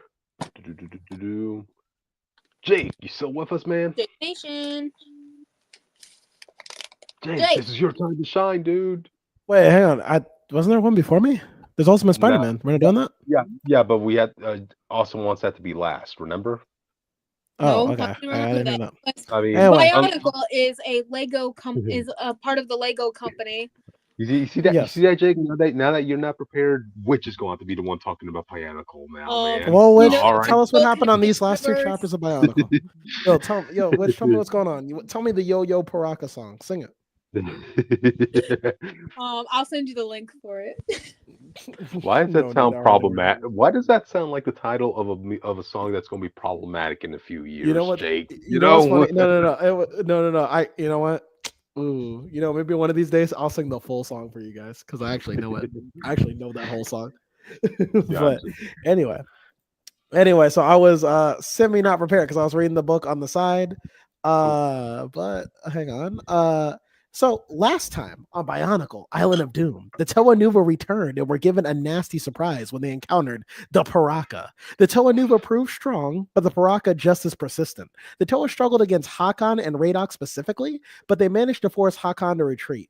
Radok, on the other hand, was not so easy to shake, as Radok displayed an unusual ability to sustain high forms of punishment. The Toa even managed to combine their powers, but it was still not enough to bring the Black Paraka down. Now, the rest of the Paraka hunt down the last of the Matoran resistance. If victory is achieved, they can focus all their efforts on the Toa Nuva's destruction. So these last two chapters I've been reading, they've been really actually fun. We've been seeing a lot of back and forth. It is not a pub stomp on either side, but it is a battle that could go either way. The Toa Nuva and the Paraka are kind of they've been countering each other blow for blow. And I think the real issue is that the Toa Nuva don't know like much about the Paraka for all this. Like the Paraka have fought Toa before, but these Toa have never fought Paraka before. You got to remember that the Toa Nuva only have their experiences from Matanui onward. They're not like the Toa Metru. The Toa Metru have fought like bounty hunters, Lovecraftian beasts, the Makuta, all this other shit. Like the Toa Nuva, they fought like animals, the Makuta, yes, and robots basically. So they haven't really, had that much experience by comparison. That said, I did like these exchanges we got here, these little clashes we got here. First off, let's wrap up the Matoran resistance plot.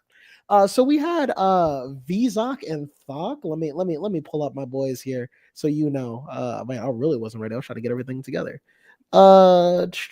This is Thok right here. And if I had to guess, nope. Yeah, nope.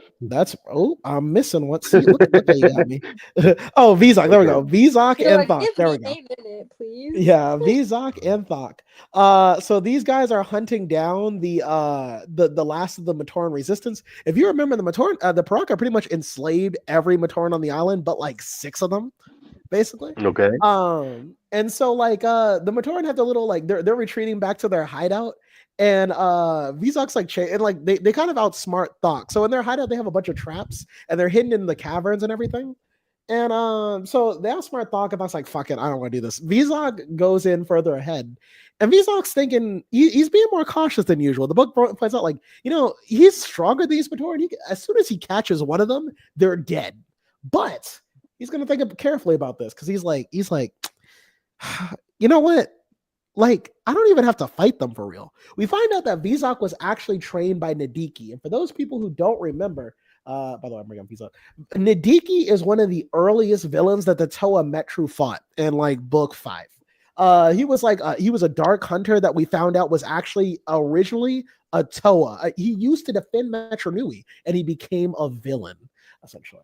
By the way, Nadiki's dead. He was absorbed by the Makuta, yada yada. But that said, Vizok's like, you know what? I don't have to fight these Matoran. I'm just going to let them starve to death. And he cased this motherfucker in. And he said, listen, we're going to make some bets. When we're done with this, the Paraka and I, we're going to get together. We're going to make some bets. Either the Matoran are going to suffocate to death or they're going to starve to death. Either way, I don't have to fight them anymore. Bye. And so that's how they deal with that. Next up, we have the Toa matchups, which are really interesting and cool because it's, again, the Toa Nuva, they're raw elemental strength, but these Paraka, they got cunning. So we have Gali versus Hakan, the bully. He is a bully. This fight is interesting. All right, because this is where you kind of see Hakan as kind of an idiot, but in a fight, he kind of smart. Gali, so Gali at this point, actually, first off, just so you know, the Toa did beat Radok, and they kind of beat him into the ground, and they were like, and then Radok finally said, like, listen, just so you know, by the way, we're the Paraka. That's who we are. So just so you're caught up with the whole story with the Paraka, the Toa were like, Paraka, because Radok says it like they should know who that is. And the Toa are like, Paraka? I think I've heard that term once. And this is where we get the revelation. I'm going to read this word for word. Austin, I hope you're here because you asked this question earlier. You wanted quotes, you wanted proof. Well, here it is. Paraka was a Matoran term, but one that was rarely used. Loosely translated, it meant thief and murderer. And it was so vile a term that the Matoran considered it an obscenity, a slur. The Toa of Earth couldn't imagine why someone would voluntarily brand themselves as Paraka, because basically the team willingly calls themselves a slur name just to be edgy. So there you go. That said, the Toa matchups go on, and Gali has to face up against Hakan. And in this fight, it's fire versus water, and the fight goes well, not as you expect. Gali so Hakan ambushes Gali. We find out that Hakan has the ability to use telekinesis as some Professor X shit. He can basically like give your brain a headache, essentially. But Gali is like, she's do better. Well, yeah. So, but get this. Gali's a disciplined Toa. She knows what she's doing. So instead of just like, I thought you were talking about one of the Parakas. I was like, no, you're gonna be evil. No. He has the telekinesis, so he's trying to give Gali a headache so he can like ambush her and shit. Well, that's Gali's like, shit, so. Yeah, it is supposed to shit. So then, but Gali's like, listen, I'm a Toa Nuva. I'm disciplined. I got this shit. So in turn, she tries to drown this motherfucker on land, basically, like suffocates him with water. And then Hakan's like, oh shit, I'm gonna die. And he's like, oh, wait a minute. I fought a Toa of water before. So he uses his power, he uses his heat vision, and he turns the water that's suffocating him into steam. And now that it's steam, he can use that as a smoke screen. So he can hide in the shadows and ambush Gali with more heat vision. But Gali, she tries to counter with her axe, and it's water versus fire. And Hakan's like, damn, this could be an even match. It could go either way with us. Oh, that's right. No, it can't, because I have telekinesis, bitch. And then he uses his telekinesis on her, and Gali is down. Gali is out. She's the first of the Toa Nuva down, unfortunately. What the fuck? Is beaten. I'm like, shit. It is some pussy ass shit. Pussy ass shit. But our next fight is Liwa versus Radok. Actually, it's really Liwa, Pohatu, and Onua versus Radok. But by the way, Radok is the Tracer. Now Radok has already been a problem, but he's kind of worn down because he's been fighting the Toa Nuva all day. And Liwa's like, you know what, guys? I don't need your help. I'm taking him on. Give me the faith of the 1v1. And all of them are like, well, I don't know. This dude's kind of tough, Liwa. And Liwa's like, nah, I got it. So like Liwa goes to fight Radok. And the reason he's so pissed about Radok, in case you don't remember, Radok broke his sword in their last 1v1. So wow. Last time these two went 1v1, Radok grabbed Liwa's sword and snapped that shit over his knee. So Liwa's like, all right, fuck this guy. I got to teach him a lesson. So they do fight, and luckily for Liwa, he does pull out the W, and he's like, you know what? You broke my sword. How about I break something of yours, huh? And Anua's like, Ponzi's like, well, Liwa, chill. Like, we beat him. Like, I'm just gonna, put him in some stone binds. We'll call it a day. So it's 1-1. The Toa Nuva are still in this. They're still in this. Okay. Next up on our next matchups, we have, who is next on this list? Wait, give me 1 second to consult my notes. Again, I was really banking on Ultimate Spider-Man being a thing. Oh, Avok. There we go. So Avok, the trigger. So Avok is facing off against Kopaka. And I actually do like this one because this is like a Toa, this is like a Paraka of stone versus a Paraka of Toa of ice. So this one, we find out some things about Avok that I actually found interesting. So the Paraka, despite all being color coded specifically to look like Toa, for some reason they all have their own individual backstory. So I don't know why they're color coded the way they are, but whatever. Why evil not? Teams, whatever. Yeah, whatever. Anyway, so Avok fights Kopaka, and Avok's like, hey, check this out. So like, I want you to know something. Kopaka, Toe of Ice. I used to be a jailer before I did this Paraka shit. Before I was about like this thug life, I used to like put people in jail. And Kopaka's like, well, you should have saved a cell for yourself. He's like, funny. Anyway, so what I meant to say was like I used to put people in prison and I used to guard them. But here's the thing I learned very quickly: if you put somebody in jail and they want to get out, they're gonna get out. It doesn't matter how good the cell is. If someone wants to leave this shit, they're gonna leave this shit. And I got sick of it. So I went to the Brotherhood of Makuta and I genetically modified myself. And now I have a new power. And Kopaka's like, oh, what would that be?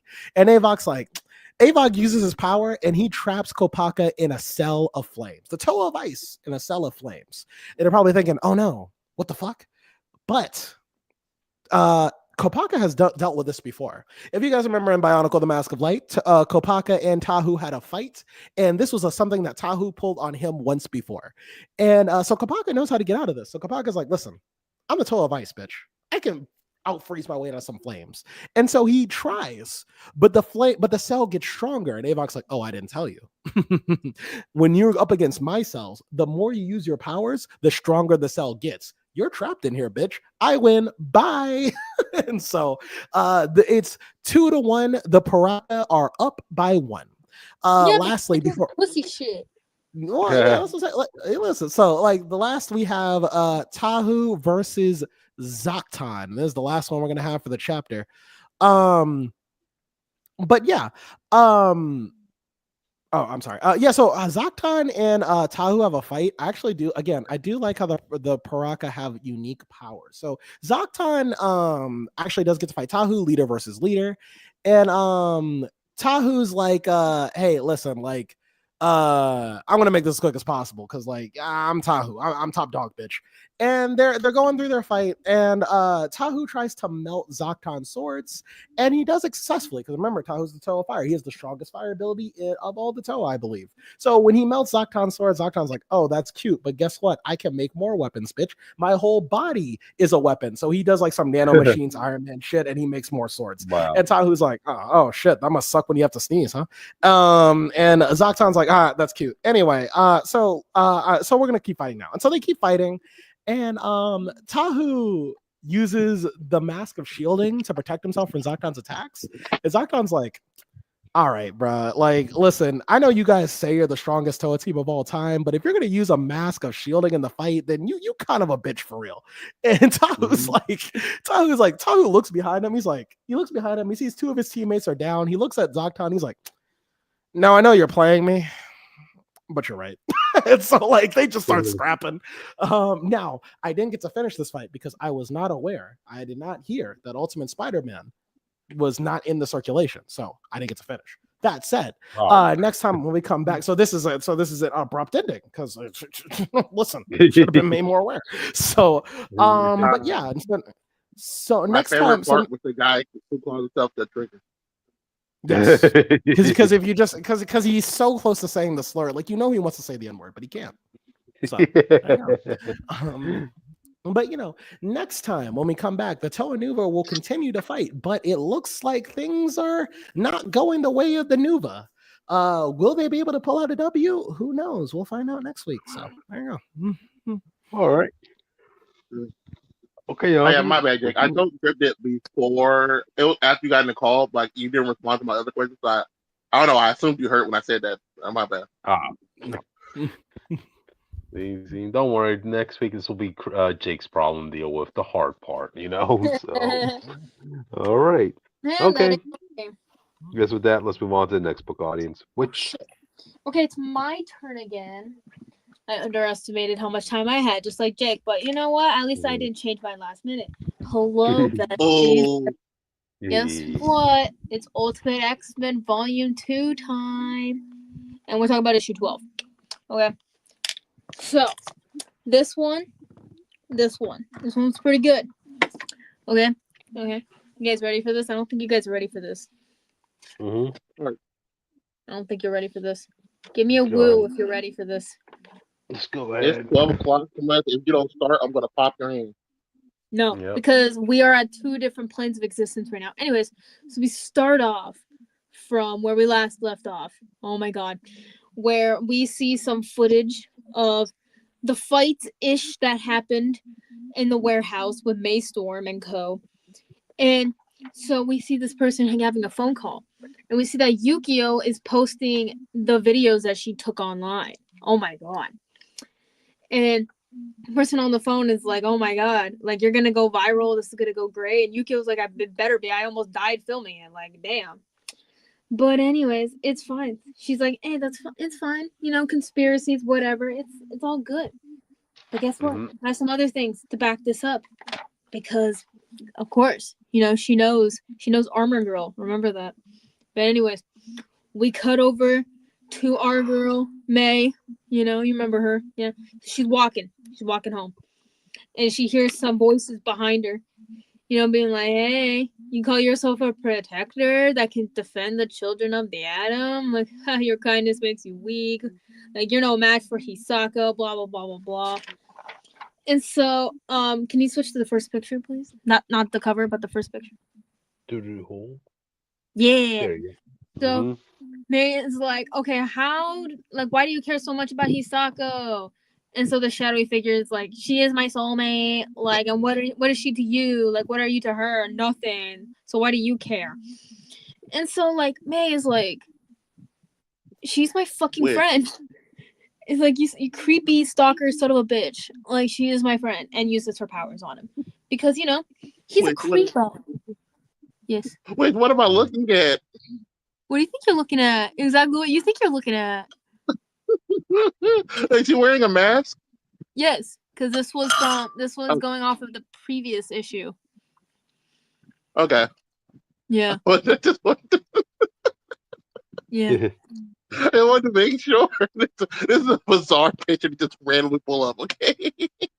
Hey, I'm over here talking about the creepy, shadowy stalker guy, and you're over here being like, oh, she's wearing a funny mask. No, the whole page in general, the weird shadow guy you cut to her. I was betting to see the face of the girl I already know. She got this weird mask on. Like, well, I don't recognize anyone's picture. But anyways, before I pop you from my plane of existence to yours, let's move on. Anyway, so we cut back to May now. So now May, where she's walking past and she notices a house from a previous issue that she passed by, and she's like, oh, Kageyama said I was his neighbor? That's weird. So she notices a lady opening the door. And so this lady is like, oh, you must be a friend of Shinobu's. This is Kageyama's mom, by the way. And May is like, yep, that's me. Like, is Shinobu home? And his mom is like, oh, I'm sorry. He just stepped out. Like, he should be back soon. Like, it's cold out. Why don't you come inside?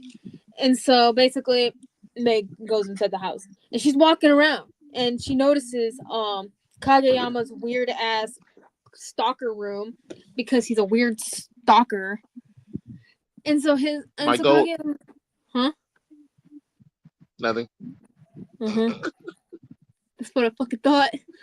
Anyways, so Kageyama's mom is like, I knew you were no friend of Shinobu, and she starts having a crash out session, and she's like, you're with that Hisako girl, aren't you? Like, since she showed up, my Shinobu's changed. Like, all of this is obsession because of her. Like, when he was finally becoming a good boy and everything, it's like, hey, it's not my fault that he decided to become a stalker, okay? That ain't a me problem. That's a you problem. But anyways, that's not important anymore. So we gotta go over to the high school where the squad goes. And so, basically, Mori and Nico are staying behind to try to, like, figure out where Natsu is, because if you remember from the last issue, Natsu went missing after killing her mom accidentally. Don't worry, she's fine. She's just sleeping with holes in her. She's like Swiss cheese. Anyways, Nico does cool magic stuff. And so we see Natsu's eye patch in there, because if you remember, she wears an eye patch. And so yeah, Mori's still alive. We don't know exactly what happened to her, but something happens with the weird orb that Nico brought, because, you know, Nico has cool magic stuff. And so yeah, we see the shadowy figure again pull up, and he's like, well, hello there, like, what excellent timing, I'm looking for someone, I think you know where she is. And Mori is like kind of pissed off because she's like, where the fuck is my friend? Where is Natsu? It's all your fucking fault. Shadowy figure does weird shadowy figure things. And so yeah, we cut over to the next page. Can you switch to the next picture, please? I think I know exactly what it is. Yeah, right here. Right there. So Nico pulls Mori back by the ears, by the bunny ears. And so she tries to absorb the shadowy figure, but it doesn't fully work. And as you can see from the picture, ping, it's all good. She's fine. She just kind of has a small headache now. It's fine. But the orb is broken. It's shattered. It's cracked open and shattered. You know what I mean? And so they decided, we need to go back to my... Nico's like, we got to go back to my apartment. Hisako is not safe. And so, Hisako is at Nico's apartment. And and you hear a ding dong, which is not good. I don't trust that. That's not a trustworthy ding dong. So, guess what? Guess what? Ding dong. Okay. Ding dong. Remember that. So Hisako opens the door, which you shouldn't do. I wouldn't do that without someone else with her, especially at this current time. But whatever. She opens the door. Guess who we see? We see Shinobu. And he's like, hey, I found you at last. Like, you dropped this. And so Hisako's like, what the fuck? It's like, I know who you are. You're that creepo. Like, fuck you. And Kageyama's doing creepy Kageyama shit because he keeps bringing up Tsubasa and trying to blame it on her, even though it wasn't even her fault. It's like, hey, you can't... It's usually not your fault, per se. Not always, but sometimes. It's not her fault that Tsubasa killed himself, okay? It's not her fault. You need to preface that. So, yeah. So he's kind of just, like, blaming her for Tsubasa's death, even though, like I said, it wasn't her fault. So he starts using his creepy powers, his creepy Shadow King powers on her. And he's basically able to control her, kind of, by, like, having all his weird shadowy stuff, like, consume her and everything. And so That's a child. They're all children. Oh. Weirdo, that's another kid. It's not my fault that he's a creepo, okay? It's not my fault. Not my fault. Right. Anyway, so we see Nico and Mori running back to Nico's apartment. We see and we basically just see Mei and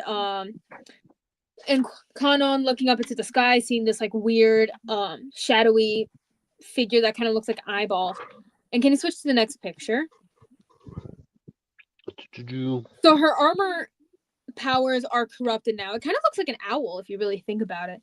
So basically, Shinobu basically corrupted Hisako because he's a weird stalker. Yeah, so that's where the issue ends. Can you switch to the next picture? Because I have one more picture. Gotcha. So I saw this. Yes, I saw this. And some people are claiming that this might be the start of the next Krakoa in this universe. Oh boy. So Krakoa 2.0. I've been looking at this for a week now, and I can't tell you who everyone is, but I have ideas on who some of these people can be. Yeah, obviously one, it's got to be Cyclops. I think one of them's supposed to be the Phoenix. One of them looks like Wolverine. One of them could be Namor, but I can't be for sure about that. One is Wolverine, one is Beast. I don't know, because it kind of looks like Akihiro too. Because if you remember what Akihiro looks like in this book, yeah, I cannot be 100% sure. So the I guess person at the bottom looks like Rhino. That literally like a Rhino. He kind of looks like Puck. Kind of looks like Puck. That would be Angel with the face mask. It could be Angel. But then who's the other girl? And then who's the guy with the blue guy with the weird scales? Like, could that be Bobby? I don't think that could be Iceman. That's what I thought it was.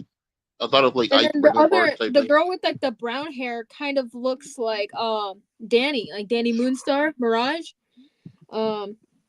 I cannot tell you who any of these people are. I cannot guarantee or deny anything. Peach has not hit me back up on Twitter, so I can't guarantee anything that's going to happen. Since it's called the Testament of X, it's clearly some religious thing. Maybe they're starting to spread out the cult stuff. And like I blame you all found like the I main religion behind the sun of the what they call the land of the sun in this universe. something like that, yeah. But honestly, we'll have to wait and see, besties. I can't say anything right now because Peach has not made this known what this could be about.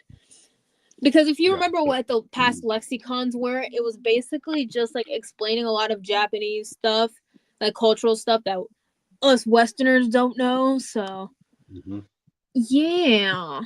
But anyway, I'm more concerned about the 4 heads and one is letting out a whole drop of blood.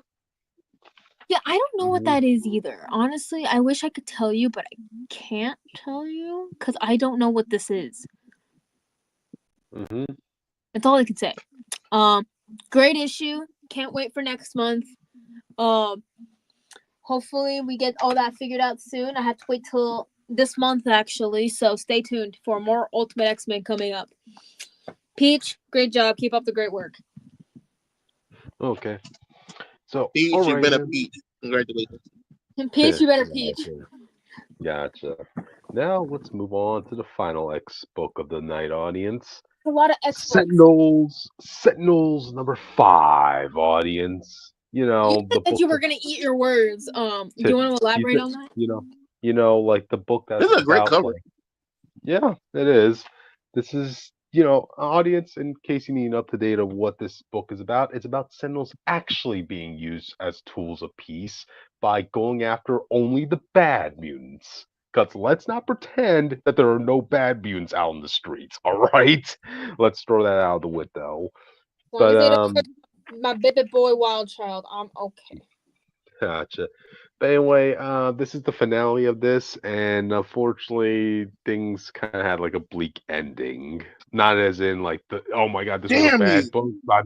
I'm just saying like, oh god, that feels. I have a sick feeling in my stomach, audience. Like, so this whole department was being reinitiated by the son of Boulevard Trask. His name is Lawrence Trask, right?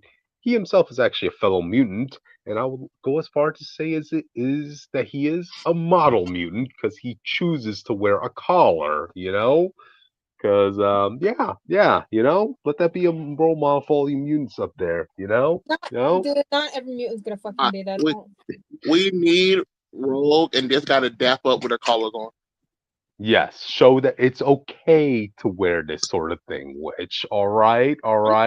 Jack and shit, but first of all, that really can play into real life stuff. So I'm not getting into it.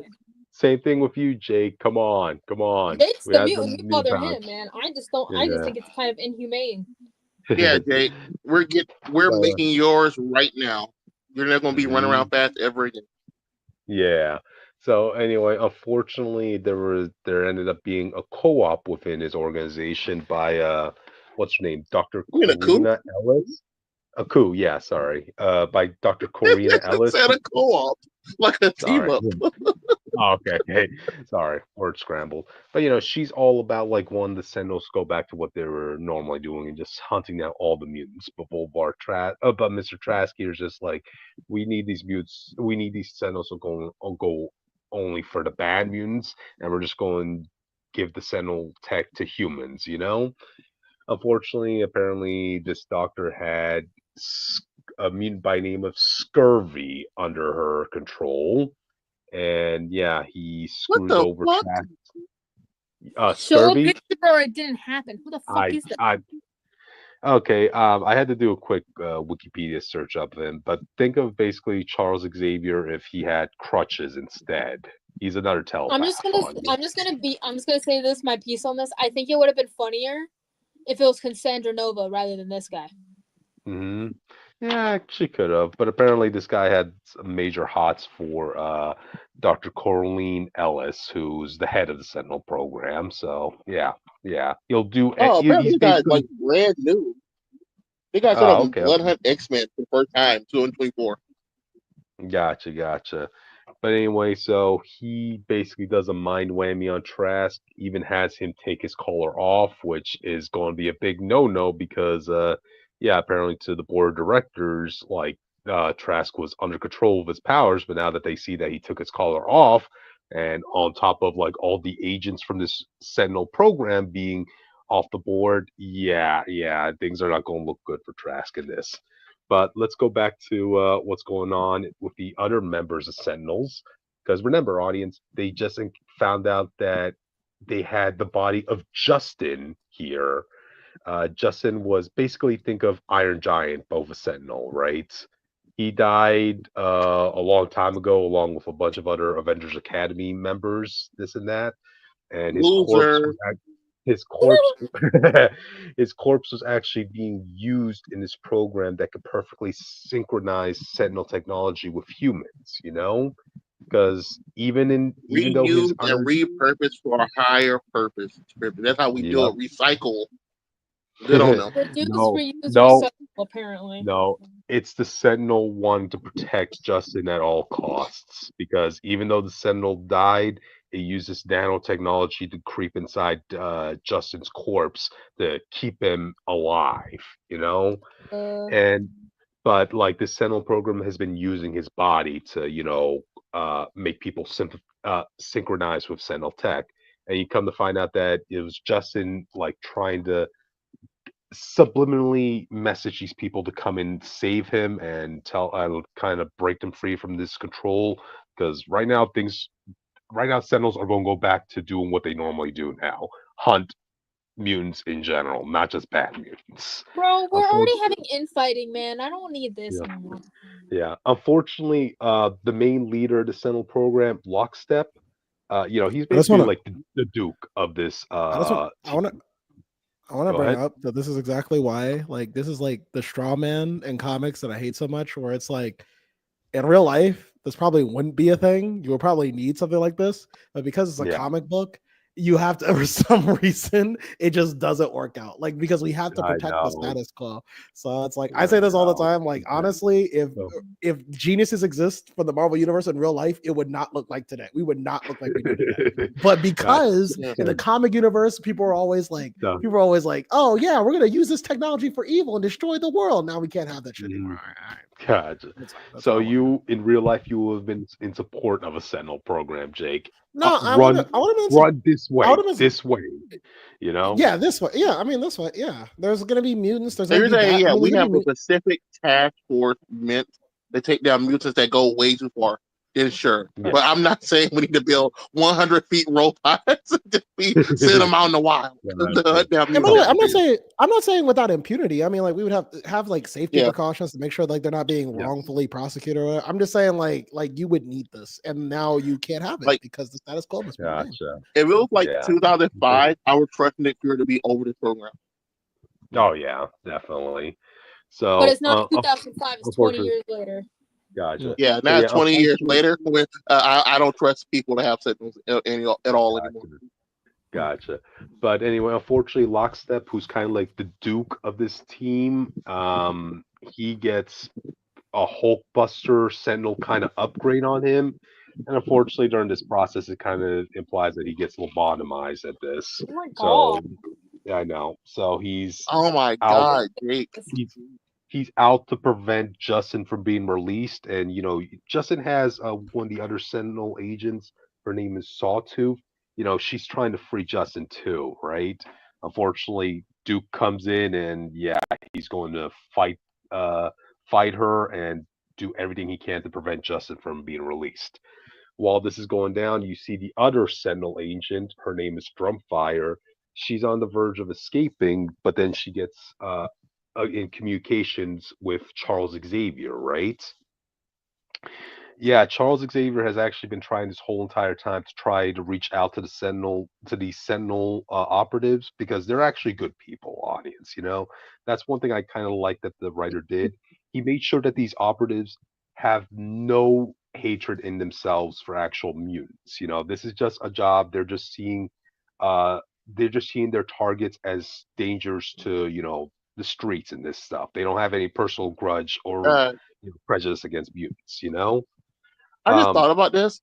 I get when there's two books going on where people are being converted into robots. Technically, I remember Avengers doing the same thing, West Coast, where they turn people into Ultrons.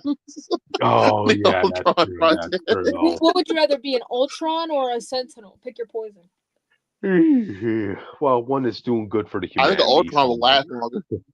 yeah.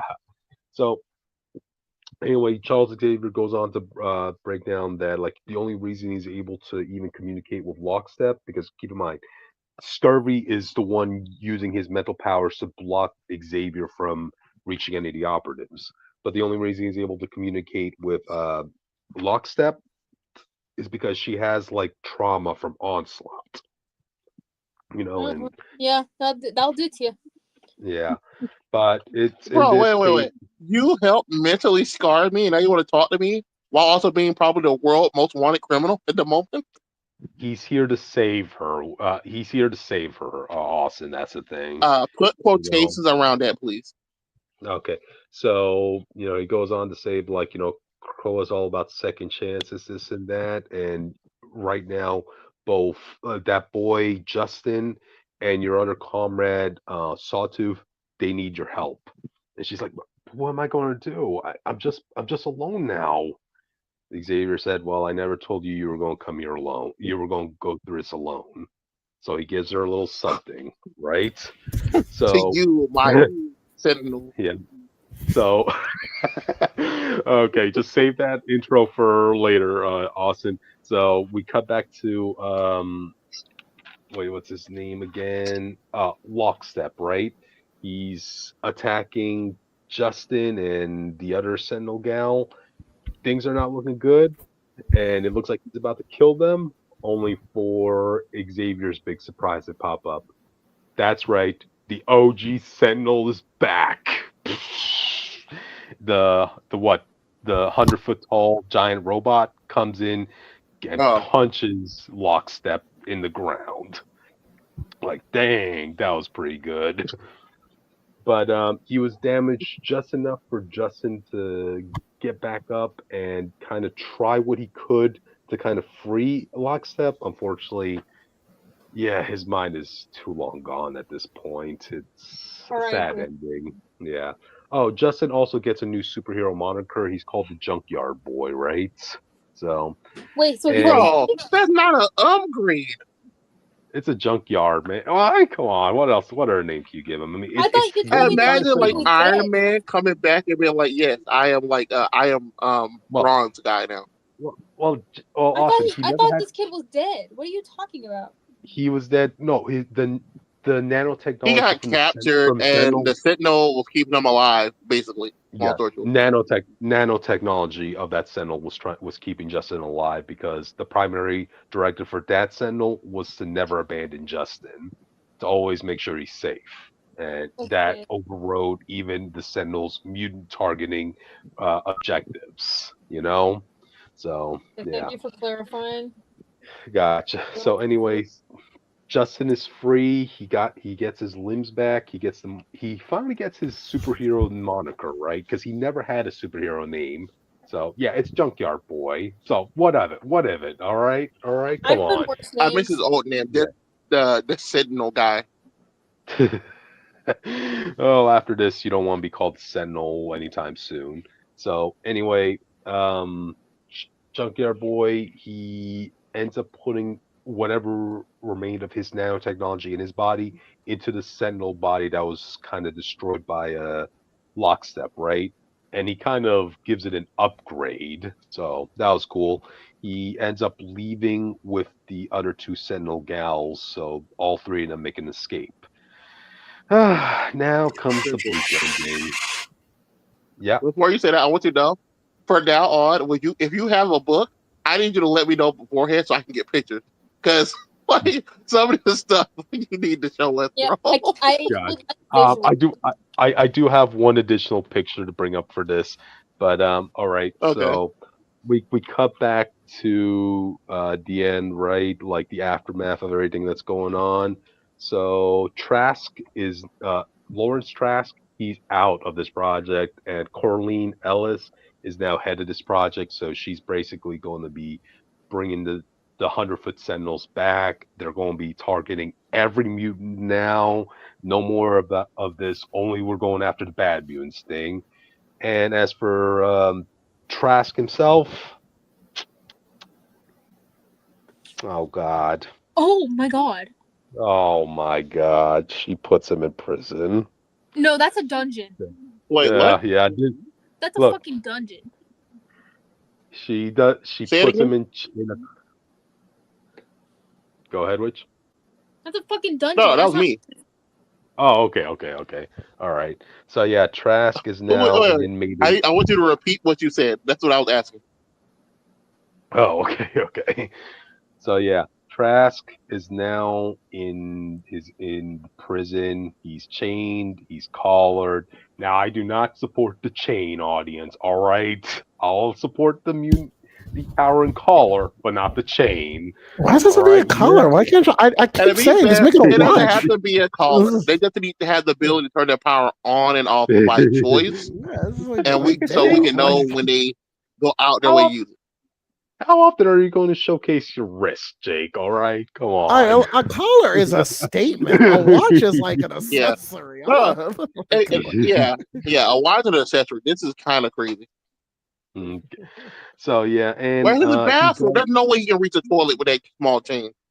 I know this is just sort of, and you see blood on the floor too. So this guy is now Hmm. suffering, They audience. most likely Uh, beat him in here, or he'll beat the floor.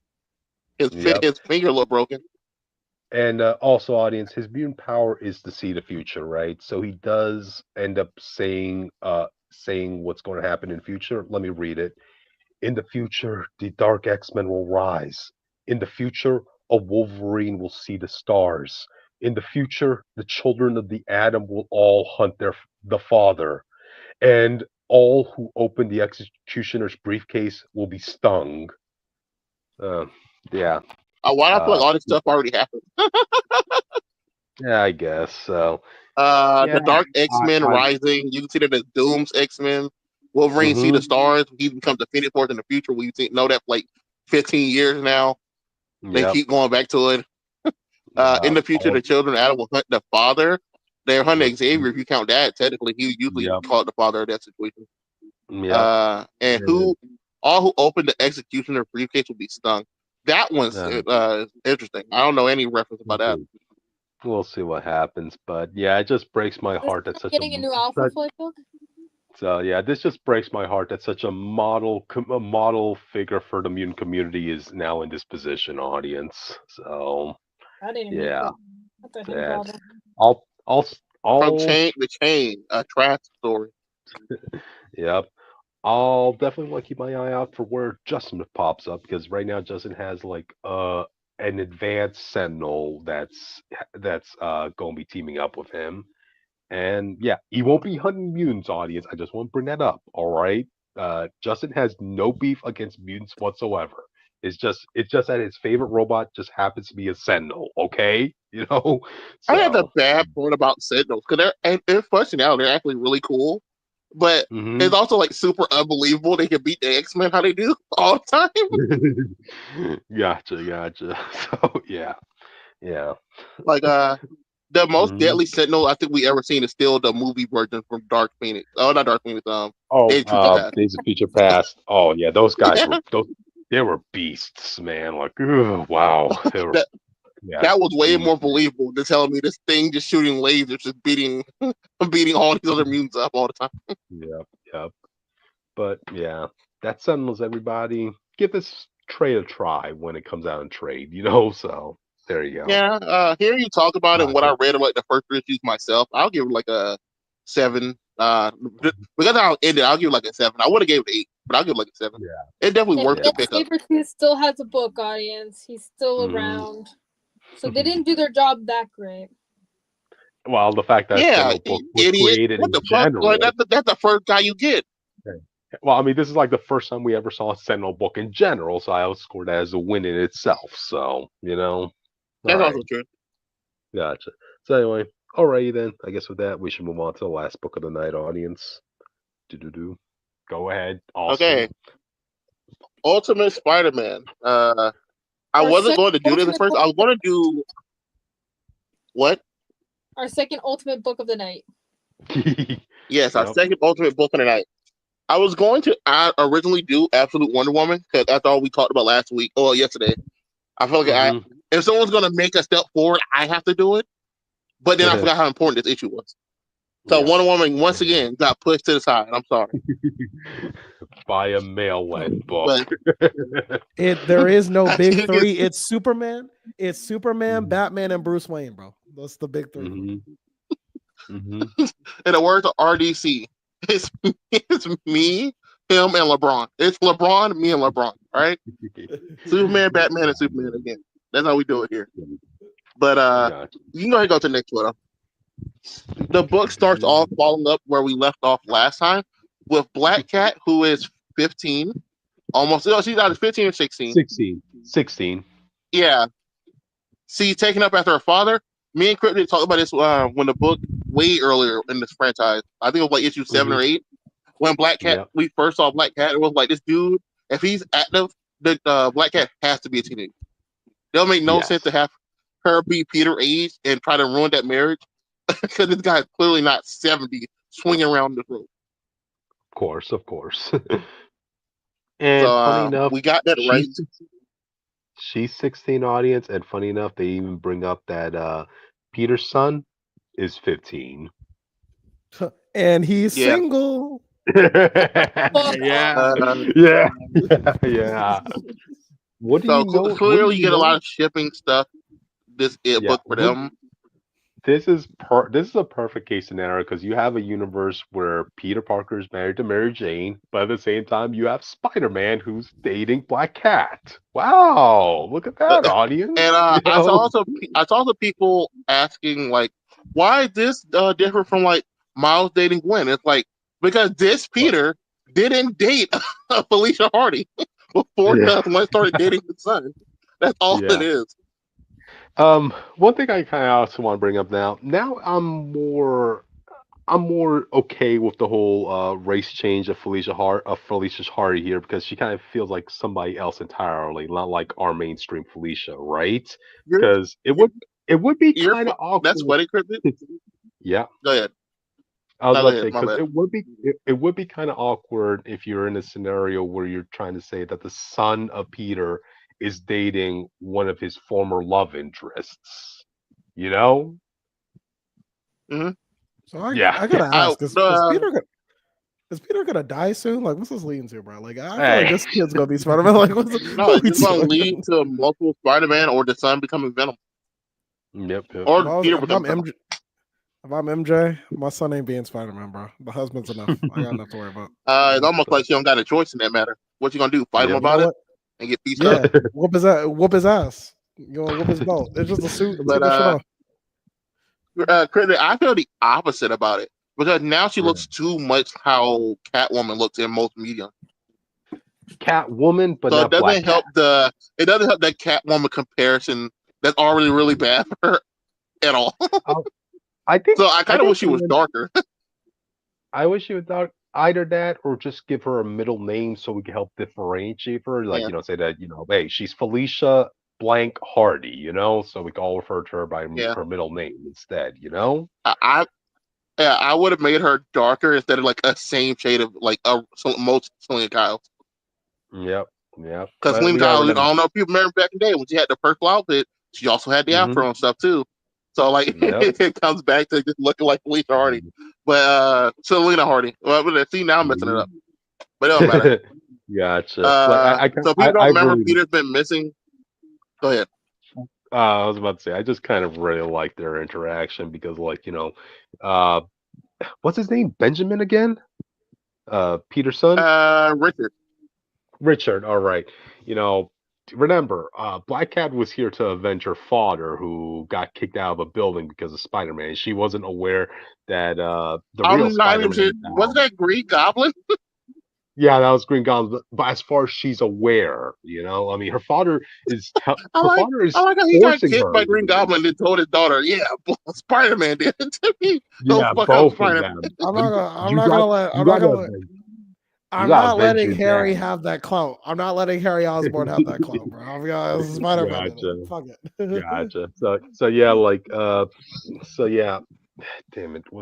Richard is only saving grace, like despite telling her over and over, like, wait, I'm not that Spider-Man. Oh, okay, you know what? Let me take my mask off. See, I'm not him. I'm just So old. fuck I just got you, idiot child. They were already I giving away your identity to a criminal that came to murder your father. Wait, but how do I know you're not the Spider? I don't know what the other Spider-Man looks like. How do I know that? How do I know you're not just him? She's looking at No, him. I'm saying he should. Yeah, exactly what Jake said. unless for some reason he knew that Spider-Man was an adult, like if her dad told her, this doesn't change the fact that this kid is Spider-Man. I guess it's more unbelievable for her that her dad, who's like a master at his profession, got taken out by a little kid, by a kid, basically. She wouldn't last a day in the Ultimate Universe, bro. If you can't believe that, oh my god. Yeah. Again, all the superheroes are new to this gig, Jake. All right. Yeah. And I kind of like how Richard was like saying, "Yeah, I just got thrown into this business because of my dad's situation," and Felicia's like, "Really? I just got thrown into this business because of my dad's situation too." And then Richard actually quotes something from a book that he read, and Felicia's like, "Wait, I read that book. You want to sit down over there at the ledge? Do some talking?" That was a little bit too. That was a little bit too convenient. It just feels like some weird script writer. It doesn't feel like genuine dialogue between two people. He came here to murder your father 5 minutes ago, and I was like, "Well, you're not him. Like, just chill out about it." Like, what? Well, keep in mind, she didn't even want to be in this gig either, man. She was just pressured onto this by her dad. Like, you gotta avenge me, daughter. I trained you. Still can't murder your dad. I'm just saying. At least I would have showed her my face. Could you imagine Spider-Man 2, or if Harry unmasked Spider-Man, I was like, "Oh, Peter, oh shit, man, it's you. All right, let's just chill out, keep bro. Keep in mind, her dad's not dead. He's just in a wheelchair. All right, that is true. Yeah, congratulations. You crippled my dad for life. You might as well kill him. Good job. I'm fired to do what I do. You know what? We got we'll just make a deal with the maker or some shit. I'm sure we'll fix it. I don't know. No, you'll just get Dr. Octopus to work No. I'm not saying it's bad. I'm just saying he clearly threw away this vendetta for the shipping aspect of Spider-Man's kid going with Black Cat. I get you. I wish it was like, you know what? Listen, I know you're not your dad, but I need to make this fair. How about I just break one of your legs, and then I'll just call it. How about I break a pinky? How about that? I gotta go back with Richard. Look, Richard. I'll just break your leg because I don't want to break your heart. All right.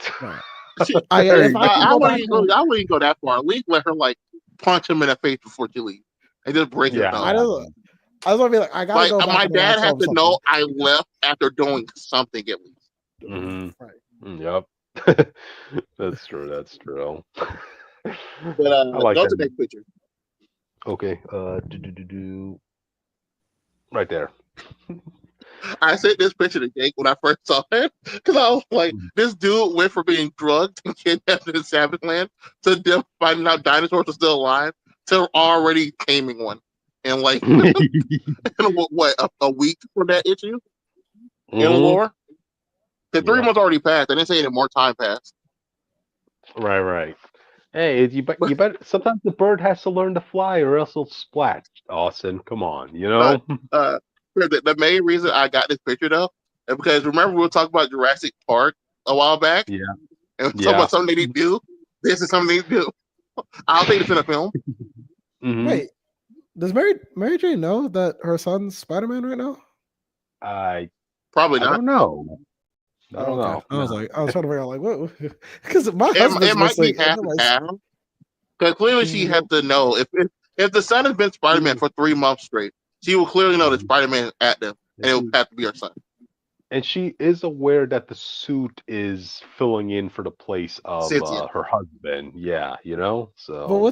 So I guess she might just think it's a suit. To be fair. Yeah. Yeah. Okay. What's the influence Spider-Man has had on this world? Like, who are people talking about him, or is the word going around? Spider-Man's back. Thanks to the Daily Bugle and all the other stuff, Spider-Man is very well known. It just he's the only. I think he's the only hero that seems favorable right now. Okay. The Ultimates are framed for the blowing up New York.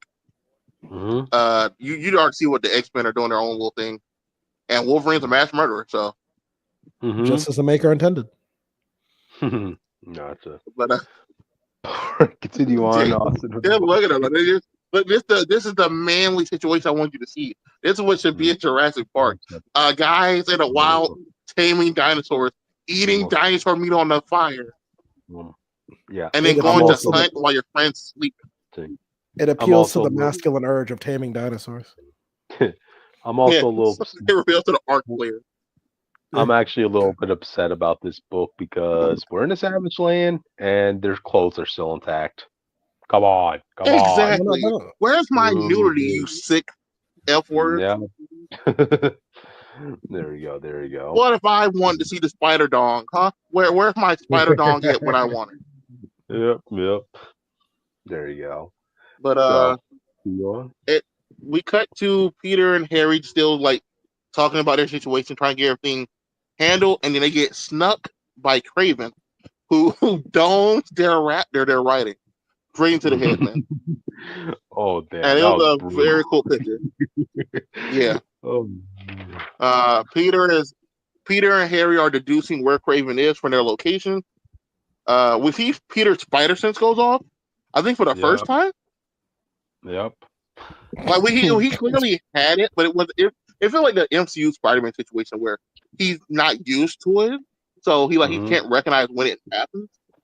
But here you see the red lines around his head, and he's like, "Harry, go now," because he knows something's about to happen. And they almost get shot. And funny enough, they get saved by Mole Man. Mole Man betraying Kingpin. It was set up a while back. This is some consistent with the writing. I saw some people online being confused that he would do this, but Wilson, whoever was the second guy under Wilson Fisk, actively told him, most likely, no Mole Man will betray you one day. The closest people to you are probably the one who's going to. No, it was Wilson Fisk when he was talking about each of the Sinister Six and giving his own version of what he thinks of them, and he actively said this guy probably going to betray me. Because he knows me too well. He's been with me too long, and it's long overdue, to be honest. There you go. But you get the Mole Man popping up. He looks like a shepherd. I really like his ultimate design. He has like the Moses beard, but he got like this really dope jacket on. Come with me, Peter and Harry, to the promised lands. Come with me if you want to live. We see the Moloids for the first time since the Ultimates, and these ones look more terrifying than the other ones. The other ones just like the regular yellow minion looking ones. These dudes got messed up teeth. They got like demonic ears. They have the bulging eyes that are squinted. Like dang. Yeah. Dang. But Mole Man is basically just trying to help them out. He's like, I need y'all to live. And there's some other stuff going on that y'all don't know about. And then Mysterio show up. So another reason I want to talk about the issue. Cryptid, a lot of people think Mysterio is Gwen. No way. And the more I think about it, I do kind of think it makes sense. Do you want to explain what Harry said about like them not having to worry about like his wife and kids? Let me see if I can find it again. Oh, okay. Well, I guess I'll explain it. Audience, throughout this course between Harry and Peter, Peter's like worried about his wife and kids, but and he feels like Harry should be worried about Gwen too. But Harry's like, yeah, Peter, I hate to break this to you right now, but we actually had contingency plans over situations like this.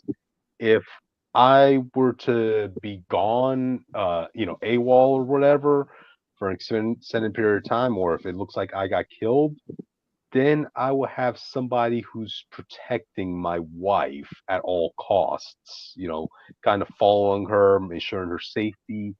I was gonna do it for you, but that will entail you having to give up, the identity of Mary Jane and the kids.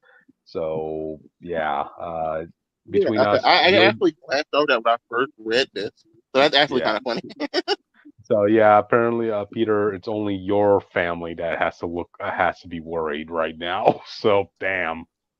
But a lot of people think Mysterio is Gwen, because we have a lot of hints that Mysterio's a shorter person, and he kind of matches Gwen in height. So, the first time you see Mysterio, they actively ask him, "Bro, are you shorter than usual?" And he has to prop himself back up, magic to disguise his height. But and now Harry talking about this, maybe I don't know. I don't think Gwen just a businesswoman. She's Gwen Stacy, and they already shown they love to overuse the fuck out of her. So she's going to be something. Right. Maybe she becomes Green Goblin like she did before after Harry passed, the Harry thing later, or maybe she really is Mysterio. Who knows? And then the death of Gwen Stacy, Harry's gonna find out, get revenge, and then she's gonna fall, and then Spider-Man's gonna snap her neck. We had the death of Harry Osborn we're getting to. Okay. Oh, okay. Oh, yeah, sure. But you know me, I don't think he's done. But you say your thing. I like the idea. I just like the idea that they still throw him off a bridge. Yeah.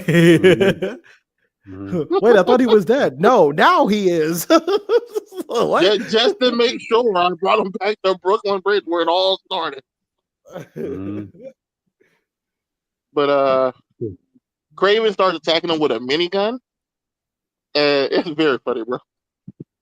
Harry and him are dodging, and it's like, bro, how is Harry dodging? I get Peter dodging. Harry should not be dodging the way he is. But Peter does some cool maneuvers, jumping around the minigun acrobatically. What were you about to say? I was just about to say, like, Craven coming out the machine gun just reminds me of the story of The Most Dangerous Game, which, plays this exact scenario, audience. If you know, you know. So.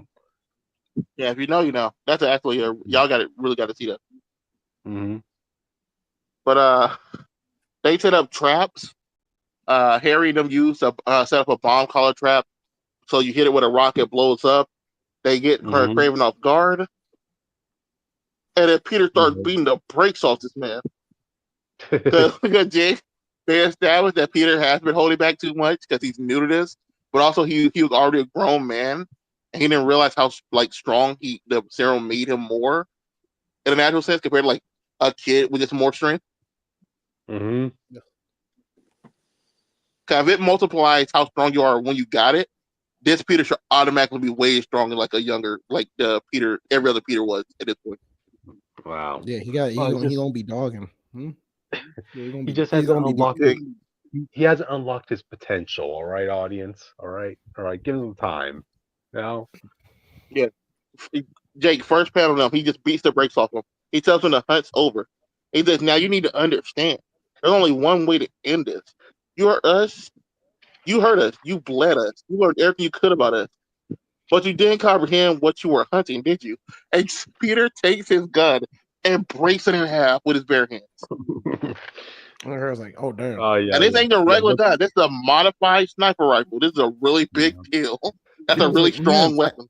Craven, I was like, "Man, I got that modified in the shop, bro. Like, damn it, fuck you." Yeah. He's like, "Did you really think you'd kill somebody like me with a gun? Nigga, I'm Spider-Man."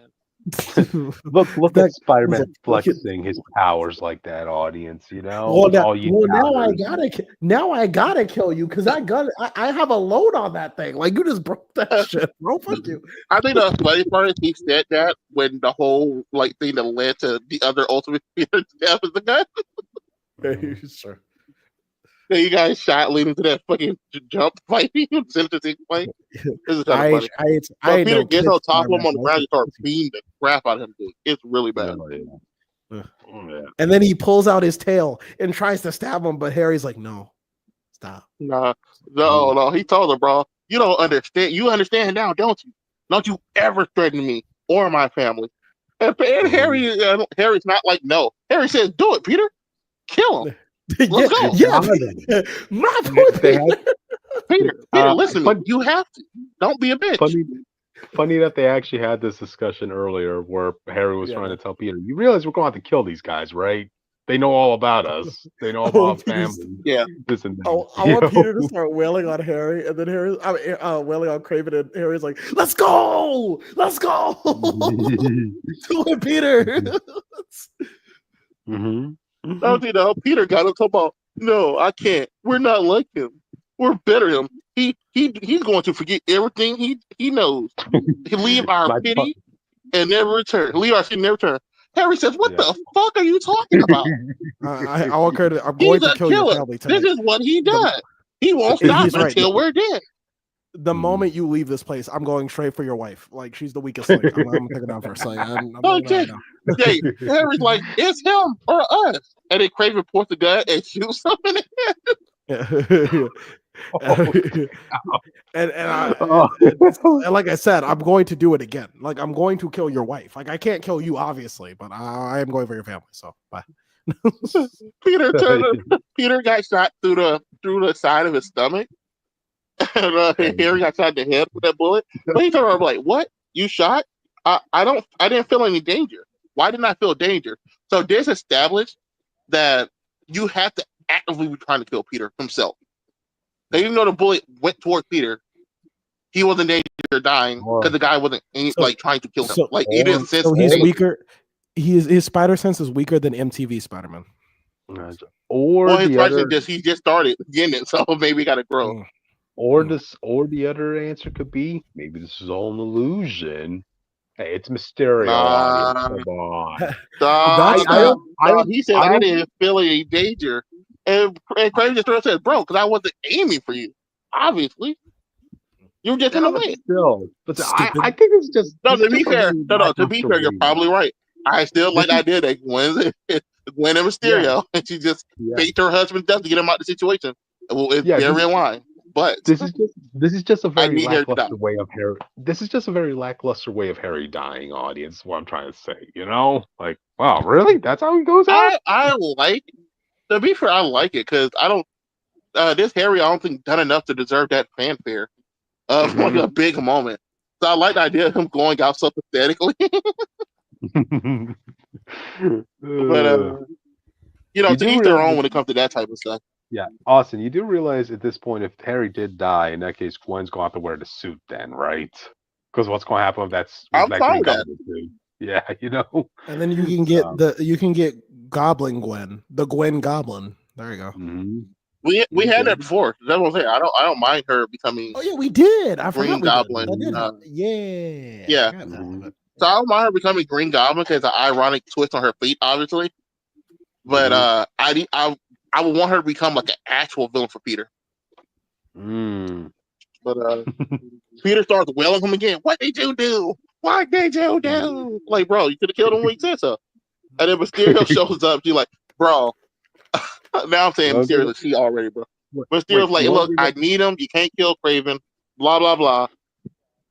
And that's why I do agree with Cryptid that I think Mysterio's win and she just saved her husband. Because he was going to kill him beforehand. Why didn't you stop him then? Before he decided to stop. But you stop him now. Wow. And Gwen's and Mysterio basically tells you couldn't save your family beforehand. You couldn't save Harry, but you could go save your family. Peter runs home, sees Mary Jane. She's like, "Oh my God, it's been months. Are you okay?" Blah blah. He's like, "Man, they know who we are. We gotta run. Kingpin's going to know who we are. We have to leave." I had to book it. Wow, audience. And next issue, Peter faces Sandman. Yep. How? Why? I don't know because he's not a member of Sinister Six. So I guess we're going to get like a one-off adventure with Peter Parker next issue. It's been a long 4 months. It's been a long 4 months. And we still have the clock. We still have the clock ticking down for when Otto Octavius eventually becomes his villain. Bro, Spider-Man. I hate this arc, but a Spider-Man no more arc is due, bro. Because this is a long arc, bro. I feel like I'm gonna do this shit. You got me fucked up. You gotta give him better, bro. No, Uncle Ben died. I have no responsibility. You people, fuck you. I don't gotta do this. May died. We established she can also say the people. Damn. Yeah, she can, but she hasn't, bro. Oh, just saying. Like how we're almost at the I don't know, guys. Yeah, that's true. You know, it's How did you know this is our longest thing in a long time? I know, True. I tried to make right? myself But it doesn't matter now. But yeah, to be fair, it was our fault. Like we went on the long I time got to for read the topic. newest issue of Avengers Academy, and oh my god, that was a doozy. Gotcha. It But was a audience, good issue, thank though. you so much. Yeah, I liked it. I can't wait to see more of the whole Richard and Black Cat ship. I'll like to see where that goes. So a universe where Peter married MJ and Spider-Man is dating Black Cat. It's win-win. Audience, come on, Yeah, I just feel like some of this stuff All is we like needed was a Benjamin Parker dating Gwen Stacy. I just feel like some of this stuff like needs to kind of like get to a like the family stuff is fine, but it's like Peter has too much carte blanche to do whatever he wants as Spider-Man with the family. I feel like they're just kind of okay. It seems like they're just kind of okay with everything so far, which is kind of weird. Well, I they're also not like MJ set it up straightforward that once you put us in danger, like that's had to be it. So I'm interested to see how that conversation goes. yeah, and now the sons of being Spider-Man, which is like that needs to lead to something pretty soon. I'm also just don't like the pacing of the book, and I don't mean in the sense of like I don't like the pacing of the story. I just don't like the month stuff. Like It's basically like the whole universe. They're all like multiple parts from every book. That's just not working for me. But I get the appeal. But if you're gonna tell stories like this, it's not gonna work for me. But Gotcha. The only book that picks up right after the other one is which is Ultimate X-Men. That's why it's funny. Yeah. Gotcha. But alright, audience, thank you so much for joining us, and I guess we'll see you all next time. So Bye, guys.